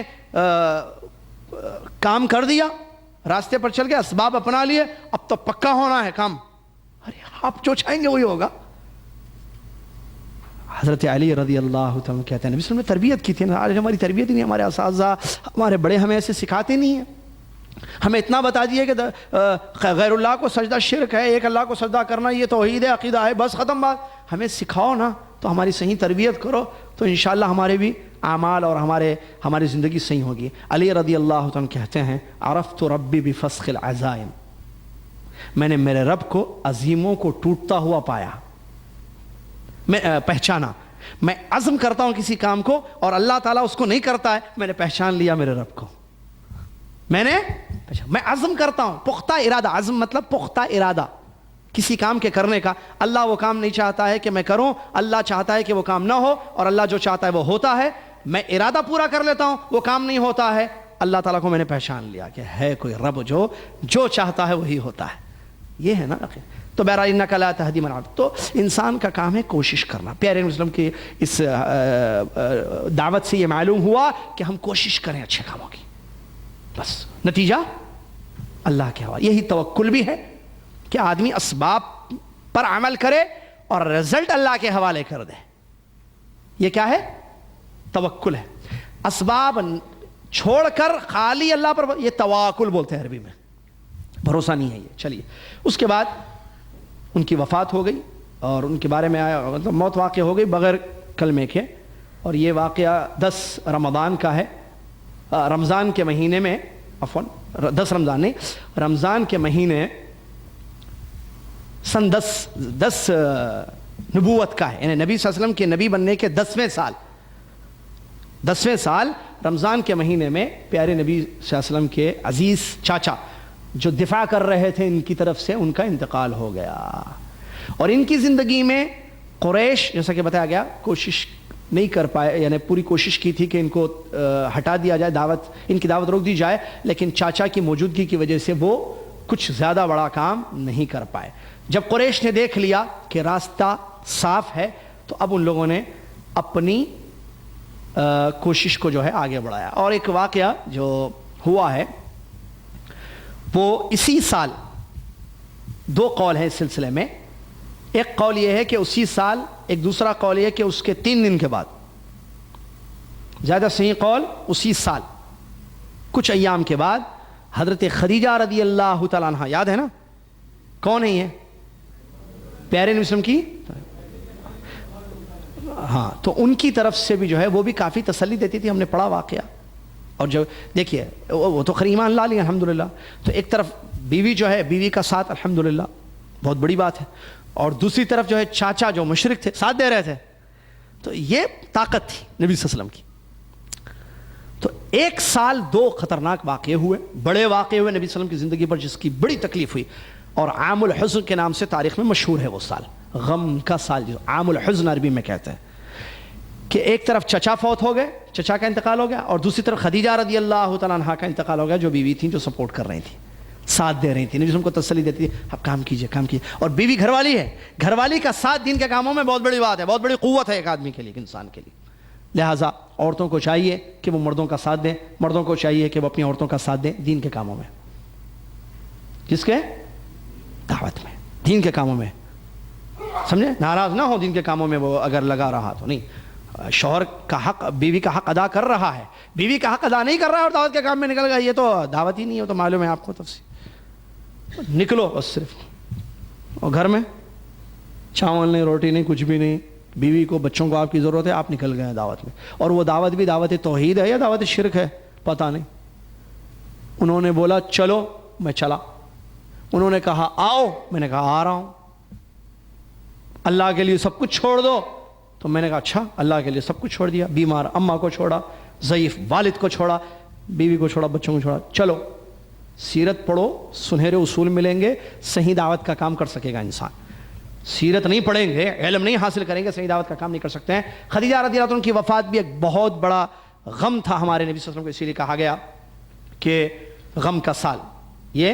اور یہ بھی اسی سال ہوا جیسے کب 10 نبوت, یعنی پیارے نبی صلی اللہ علیہ وسلم کی نبوت کے 10ویں سال یہ بڑا واقعہ بھی ہوا. اور اس کے بعد بھی کیا نبی صلی اللہ علیہ وسلم نے اپنی دعوت کو چھوڑ دیا, کیونکہ جو سپورٹرز تھے یا ساتھ دینے والے چاچا وہ کفر پر چلے گئے, اور بیوی خدیجہ رضی اللہ تعالیٰ عنہا ایمان جو لے کر آئی تھی، جنہوں نے ساتھ دیا، ان کی بھی وفات ہو گئی، بڑی سخت غم کے عالم میں تھے. تو کیا اس میں آپ نے دعوت کا کام چھوڑ دیا؟ نہیں، راز باقی رکھا. طائف کا سفر کیا، اسی کے بعد ہے وہ سفر جو مشہور سفر ہے طائف کا. پیدل چل کر گئے اللہ کے نبی علیہ السلام، کیونکہ آپ کو ایک امید تھی کہ وہاں بنو ثقیف قبیلے کے سردار رہتے ہیں، تو سرداروں کو پہلے میں دعوت دوں گا، تو سردار ایمان لے کر آئیں گے تو پوری قوم ایمان لے کر آئے گی اور انشاءاللہ کافی سپورٹ اس کا ہوگا.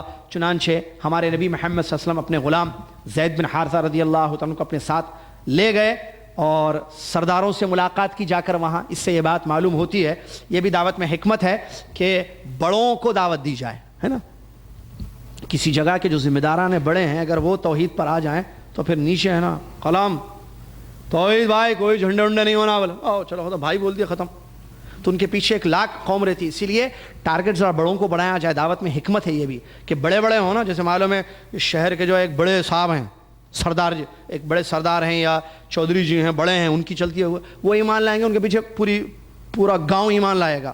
یا وہ توحید پر آ گئے، شرک چھوڑ دیں گے، پورا گاؤں ان کے پیچھے صرف ان کے بولنے سے قوت ہوتی ہے. یہ بھی ہے. تو یہ حکمت تھی. نبی صلی اللہ علیہ وسلم سرداروں سے جا کے ملے. کس سے ملے؟ سرداروں سے ملے. طائف کے عوام سے نہیں ملے پہلے جا کر. تو سرداروں کے سامنے جب دعوت پیش کی تو بجائے یہ کہ ہونا یہ چاہیے تھا کہ اس دعوت کو قبول کرتے، اسلام لے کر آتے. ان لوگوں نے ایسے نہیں کیا، بلکہ نعوذ باللہ من ذالک لڑکوں کو، اوباش بدماش آوارہ قسم کے لڑکوں کو پیچھے لگا دیا. کہا کہ ان کو مارو خوب. وہ وہاں سے نا امید واپس سرداروں سے مل کر جو ہے انہوں نے ریجیکٹ کر دیا، انکار کر دیا دعوت کا. تو واپس آ رہے تھے تو پیچھے سے جو ہے لڑکوں کو جو ہے انہوں نے بھیجا اور انہوں نے مارا، پیارے نبی کو تکلیف دی، اذیت دی، یہاں تک کہ باغ کا مشہور واقعہ ہے. ٹھیک ہے. تو باغ میں جا کر اللہ کے نبی علیہ السلام نے پناہ لی، لہو لہان ہو گئے تھے خون سے. ٹھیک ہے. کچھ لوگوں نے جو ہے آپ کو وہاں تک پہنچا دیا. تو وہاں بھی وہ عداس کا مشہور واقعہ ہے جو باغی تھا وہاں کا. یہ بھی لکھا ہے سیرت نگاروں نے اس کو کہ وہ بھی اسلام لے کر آیا عداس. جب اس نے دیکھا کہ جو ہے یہ کون آدمی، یہ تو طائف کا نہیں دکھ رہا باہر کا، اور لہو لہان، اس نے جو ہے کچھ انگوریں وغیرہ کچھ باغ کے پھل پیش کیے اور پانی پیش کیا. تو وہ پانی پیے. اس کے بعد سوال جو وہاں دیکھیں اتنا تکلیف اتنی ہوئی، پھر بھی دعوت دی. کون ہو تم؟ انہوں نے کہا میں جو ہے مکہ سے آیا ہوں. تو انہوں نے کہا کہ تم کون ہو؟ تو اس نے کہا کہ میرا نام عداس ہے اور میں جو ہے نصرانی ہوں، ایک کرسچن ہوں. تو نبی علیہ السلام نے اس کو اسلام کی دعوت دی. تو الحمدللہ اس نے بھی جو ہے اسلام قبول کر لیا. تو اس سے معلوم ہو رہا ہے کہ کتنی ہی رکاوٹیں کیوں نہ آ جائیں دعوت میں، چھوڑنا نہیں دعوت. کیا اصول معلوم ہو رہا ہے؟ کتنی بھی پریشانی ہو، کتنا بھی ظلم کیا جائے، راستہ نہیں چھوڑنا. اور پھر شق قمر کا مشہور واقعہ پیش آیا. اسی پر میں اپنی بات کو روکوں گا. قریش نے جب دیکھا کہ پیارے نبی صلی اللہ علیہ وسلم کا کام بالکل رکتا نہیں ہے اور وہ جاری ہے، تو انہوں نے کہا کہ ٹھیک ہے، کوئی بڑی نشانی بتا دو ہمیں، ایسی نشانی کہ جس کو دیکھ کر ہم ایمان لے کر آئیں، کوئی بڑی نشانی. تو نبی صلی اللہ علیہ وسلم نے سوچا کہ کیا بڑی نشانی بتاؤں. انہوں نے اللہ سے دعا کہ اللہ یہ مجھ سے نشانی مانگ رہے ہیں اور کہہ رہے ہیں کہ نشانی دیکھ لیں گے تو ایمان لے کر آئیں گے. اور نبی صلی اللہ علیہ وسلم کو دیکھ کتنی پورے مکہ کی تکلیفیں، زندگی، صحابہ، ہے نا، تکلیفیں سب پتہ تھی. تو نبی صلی اللہ علیہ وسلم نے جب دعا کی تو اللہ تعالیٰ نے کہا ٹھیک ہے، تم چاند کی طرف اشارہ کرو، 2 ٹکڑے کر دیں گے چاند کے ہم. صحیح حدیث میں واقعہ ہے. اور قرآن انشق القمر جو تفسیر سورہ آیت ہے نا، اس کی تفسیر میں یہ واقعہ مشہور ہے. تو نبی علیہ السلام نے جب دیکھا تو اللہ تبارک و تعالیٰ نے وحی اتاری اور نبی صلی اللہ علیہ وسلم نے جو ہے پورے قوم کے ساتھ کہا ٹھیک ہے میں تمہیں نشانی بتا رہا ہوں. نبی صلی اللہ علیہ وسلم نے اشارہ کیا اور چاند کے 2 ٹکڑے ہو گئے آنکھوں سے. قریش نے کہا، اور وہ ٹکڑے پڑے رہے ایک مدت تک. قریش نے دیکھ لیا آنکھوں سے یہ سب کچھ. اب اتنا بڑا واقعہ، اتنی بڑی نشانی جو انہوں نے طلب کی، کوئی نشانی بتاؤ. تو اتنی بڑی نشانی دیکھ کر ہونا کیا چاہیے تھا، فوراً ایمان لائے. لیکن وہ تھی کیا؟ ضد، ہٹ دھرمی اردو میں بولتے ہیں. انہوں نے کہا نہیں. کیا کہا انہوں نے؟ جادو ہے یہ جادو سے 2 ٹکڑے ہو گئے، یہ حقیقت میں نہیں ہوئے. ایمان نے لے کر آئے، ایمان سے رک گئے. اور یہاں یہ بات آپ کو میں بتاؤں، حق معلوم ہو کر بھی، حق کو جان کر بھی انسان حق پر عمل نہیں کرتا ہے. اس کے پیچھے وجوہات ہوتے ہیں، اسباب، کچھ غلطیاں ہوتی ہیں بڑی. ایک ابو طالب کا واقعہ، دوسرا مشرکین مکہ. ابو طالب جانتے تھے، دعوت دی گئی کھلم کھلا کان میں. نبی صلی اللہ علیہ وسلم نے فرمایا کہ کہہ دو لا الہ الا اللہ. نہیں پڑھے. کیوں؟ غیرت، قومی غیرت، قومی حمیت. لوگ کیا کہیں گے، میرے قوم کیا کہے گی، قوم کا عار. اور یہ آج بھی ہوتا ہے بھائی، کسی کو معلوم ہے کہ یہ غلط راستہ ہے، چھوڑ دو، حق کے راستے پر. بولیں گے مانتا ہوں، مجھے بھی معلوم ہے یہی صحیح ہے، لیکن پورا خاندان ہے پیچھے، کٹمبہ میں कुटुंबम गया हो, पूरा ख़ानदान कबीला है, लोग क्या कहेंगे। एक दूसरी जो है मुशरिकीन मक्का, ज़िद और हट धर्मी, अम्मा को मालूम, दादा को मालूम, बेटा दामाद बेटी जो बोल रहे वो सही है, लेकिन नहीं, मैं नहीं छोड़ूंगी फातिहा, मैं अपनी ज़िद और हट धर्मी, ये भी रुकावट है हक़ से। तो इंसान को ज़िद, जब हक़ वाज़े हो जाए, पता चल जाए कि यही सही है, कबूल करने में नजात है, कबूल कर लेने ही में फ़ायदा है, और यही अक्लमंदी है, दानिश्वरी है, समझदारी है। वरना जो है इंसान बर्बाद हो जाएगा और इंसान कहीं का नहीं रहेगा। और एक जो एक मशहूर वाक़या है इसरा और मेराज का, वो भी हुआ है, जिसको बाद में हम इंशाअल्लाह अगले दौरे में शुरू में बताएंगे। वाक़या इंशाअल्लाह मशहूर वाक़या हदीसों में आया है, और ये बात मालूम होना चाहिए कि ये नबी सल्लल्लाहु अलैहि वसल्लम की हिजरत से पहले का वाक़या है। कौन सा? इसरा और मेराज। इसरा कहते हैं रात में चलने को, मेराज कहते हैं चढ़कर ऊपर जाने को। चूँकि रातों रात आप सल्लल्लाहु अलैहि वसल्लम की सैर कराई गई, मक्का से बैतुल मक़दिस पहुँचाया गया, बल्कि बता देता हूँ मुख्तसर 2 मिनट में। बैतुल मक़दिस पहुँचाया गया, रात में ले जाया गया नबी सल्लल्लाहु अलैहि वसल्लम को बुराक सवारी पर। जिब्रील अलैहिस्सलाम आए थे, लंबी हदीस है, प्याले पेश किए, वो शराब का, दूध का वगैरह। तो नबी सल्लल्लाहु अलैहि वसल्लम ने जो है दूध का प्याला कबूल किया, तो कहा कि आपने फ़ितरत को कबूल किया और आपकी उम्मत ने भी जो है फ़ितरत को कबूल किया अपने लिए। अगर आप शराब का प्याला ले लेते तो फिर आपकी उम्मत जो है गुमराह हो जाती, जैसे हदीसों में वाक़या है, ये मशहूर वाक़या। तो नबी अलैहिस्सलाम को फिर वहाँ से बैतुल मक़दिस पहुँचाया गया, जहाँ 2 रकात नमाज तमाम अम्बिया की आपने पढ़ाई, और फिर मेराज हुई प्यारे नबी की। कुरान से हदीस से साबित है, सुब्हानल्लज़ी असरा बिअब्दिही लैलन मिनल मस्जिदिल हराम इलल मस्जिदिल अक़सा अल्लज़ी बारकना हौलहू। ये पूरी आयत उसी हवाले से है। और क्या जिस्म से हुई या रूह से? दोनों से, जिस्म और रूह के साथ हमारे नबी मोहम्मद सल्लल्लाहु अलैहि वसल्लम की मेराज हुई है। ये बात अच्छी तरीके से मालूम होना चाहिए, जिस्म और रूह के साथ। और बेदारी में हुई या नींद में हुई? बेदारी में। ये पॉइंट से याद रखिए, असल पॉइंट है उसमें, वाक़या तो मशहूर है, सबको मालूम है। बेदारी में जिस्म और रूह के साथ हमारे नबी सल्लल्लाहु अलैहि वसल्लम की मेराज हुई, और आपको 7वां आसमान एक के बाद दीगरे जो है 7वां आसमानों पर पहुंचा गया। हर आसमान पर एक नबी से मुलाकात हुई, और फिर अल्लाह तबारक व तआला के पास गए हमारे नबी सल्लल्लाहु अलैहि वसल्लम, अल्लाह से बात हुई, और एक सिदरतुल मुंतहा तक जो है वो जिब्रील सलाम ले गए। उसके बाद छोड़ दिया कि आप आगे जाइए, यहाँ तक ही मेरा जो है बस चलता है, या मुझे इजाज़त है यहीं तक पहुँचने की। फिर नबी सल्लल्लाहु अलैहि वसल्लम अल्लाह ताला से मिले, और अल्लाह ताला ने नमाज़ें जो है आप पर, आपकी उम्मत पर 50 नमाज़ों का मशहूर वाक़या है, ये बताने की ज़रूरत नहीं है, मालूम है ना वाक़या, जो मालूम है वो बताना नहीं। 50 नमाज़ें, फिर वो एक आए, फिर मूसा सलाम ने कहा कि कम करो कम करो, वो पूरा वाक़या जो है उसी वक्त हुआ है। ठीक है, तो हर मुसलमान मर्द औरत बालिग़ आक़िल पर 5 नमाज़ें उसी रात फ़र्ज़ की गई, जो आसमानी तोहफ़े के नाम से मशहूर हुए। वो लेकर पैन वसल्लम तशरीफ़ लाए और ख़बर दी कि रात में मुझे इसरा और मेराज हुई है। तो कौम ने कहा कि इससे अच्छा चांस नहीं मिलेगा इनको झूठा साबित करने का। उन्होंने कहा कि सबसे पहले क्या करेंगे, किसके पास जाएंगे? अबू बकर के पास जाओ, सीधा सीधा, ख़ास दोस्त है और कौम के अहम शख्स हैं। कहा कि देखो आपके साथी ऐसे ऐसे कह रहे हैं। तो उन्होंने कहा कि अगर तुम जो कह रहे हो कि मोहम्मद सल्लल्लाहु अलैहि वसल्लम ने ये कहा है कि रात में मेरी इसरा और मेराज हुई है, मुझे आसमानों पर बुलाया गया, अगर वो कहते हैं तो मैं सबसे पहले उस पर ईमान लाता हूँ, सिद्दीक़ अकबर। और ये हमारे लिए इसमें क्या सबक है? आखिरी बात कि हमारे नबी सल्लल्लाहु अलैहि वसल्लम की सही हदीस हम तक पहुँच जाए, हम उस पर ईमान लाएँ। ये कैसे हो सकता है नहीं बोलना। ईमान का तकाजा क्या है कि मोहम्मद सल्लल्लाहु अलैहि वसल्लम ने जो फरमा दिया उस पर तस्दीक लाए। अशहदु अन्ना मुहम्मद रसूलुल्लाह का जो तकाजा है, तस्दीक़ुहु फ़ीमा अख़बर, कि नबी सल्लल्लाहु अलैहि वसल्लम की जो खबरें हैं जो सही हदीसों से साबित है, चाहे वो दज्जाल के निकलने के बारे में हो, ये पेशिन गोइयाँ हो, या जन्नत और जहन्नम के वाक़यात हो, या आसमानी वाक़यात हो, पिछले ज़मानों के वाक़यात हो, कोई भी वाक़या सही हदीस से साबित है, आमन्ना सद्दक़ना, हम ईमान लाए, हमने उसको सच माना। ये ईमान लाने वाले का पेशा है और ये होना चाहिए। अल्लाह ताला से दुआ है कि अल्लाह ताला हमें सही ईमान वाला बना दे, आमीन। और अल्लाह तबारक व तआला तेरे फضل व करम से, तेरी तौफीक से हमने जो है ये दौरा जो 2 हिस्सों में है, एक हिस्से को हमने मुकम्मल कर लिया। अल्लाह ताला तुझसे दुआ है कि अल्लाह ताला हमको सीरत की रोशनी में ज़िंदगी गुजारने की तौफीक अता फ़रमाए, और प्यारे नबी अलैहि सलाम के तरीक़े पर ज़िंदगी बसर करने की तौफीक अता फ़रमाए, दावत इल्लल्लाह और हक़ पर डटे रहने की, और इस रास्ते में जो तकलीफ़ और परेशानियाँ आ रही हैं उस पर सब्र करने की अल्लाह ताला हम सबको तौफीक अता फ़रमाए, आमीन। एक आखिरी ज़रूरी ऐलान के साथ आप तशरीफ़ ले जाएँ। पहला तो याद है ना, 8 मार्च को अगली क्लास होगी इंशाअल्लाह हमारी, अगला दौरा जो 11th दौरा होगा इंशाअल्लाह, और ऑनलाइन कोर्सेज़ का भी हमने ऐलान कर दिया। और दूसरा एक ऐलान ये है कि फ़ेसबुक पर हमारे शागिर्दों ने जो है एक पेज बनाया है, एक सफ़ा बनाया है, वो मैं लिखवा देता हूँ, आपको लिख लें। اور ضرور ایڈ کریں اور یا جو ہے اس کو پھیلائیں. کیوں؟ اس کے پیچھے مقصد ہے دعوت. ابھی تھوڑی دیر پہلے وہی ہم نے پڑھا, دعوت کے راستے میں جو ہے تعاون کرنا, ساتھ دینا. آپ امید کہ آپ ساتھ دیں گے. تو فیس بک پر ایک پیج بنایا گیا ہے,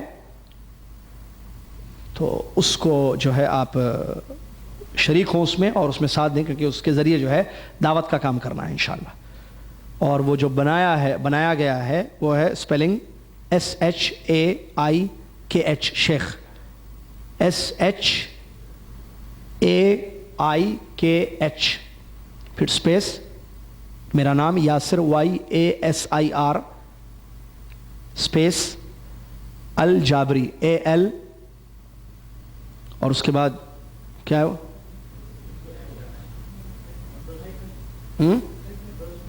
انڈرسکور نہیں, بیچ میں جو ہوتا. اتنے بولیں گے مجھے سننے نہیں آئے گا, میں بولوں گا لوگوں کو سمجھ میں نہیں آئے گا. ایک بولیے, ہائی فن کہتے ہیں.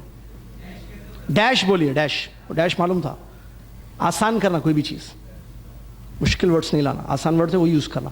ڈیش جابری JABRI, فیس بک پر صفحہ ہے ہمارا, یہ پیج SHAIKH YASIR AL-JABRI. جزاکم اللہ خیر.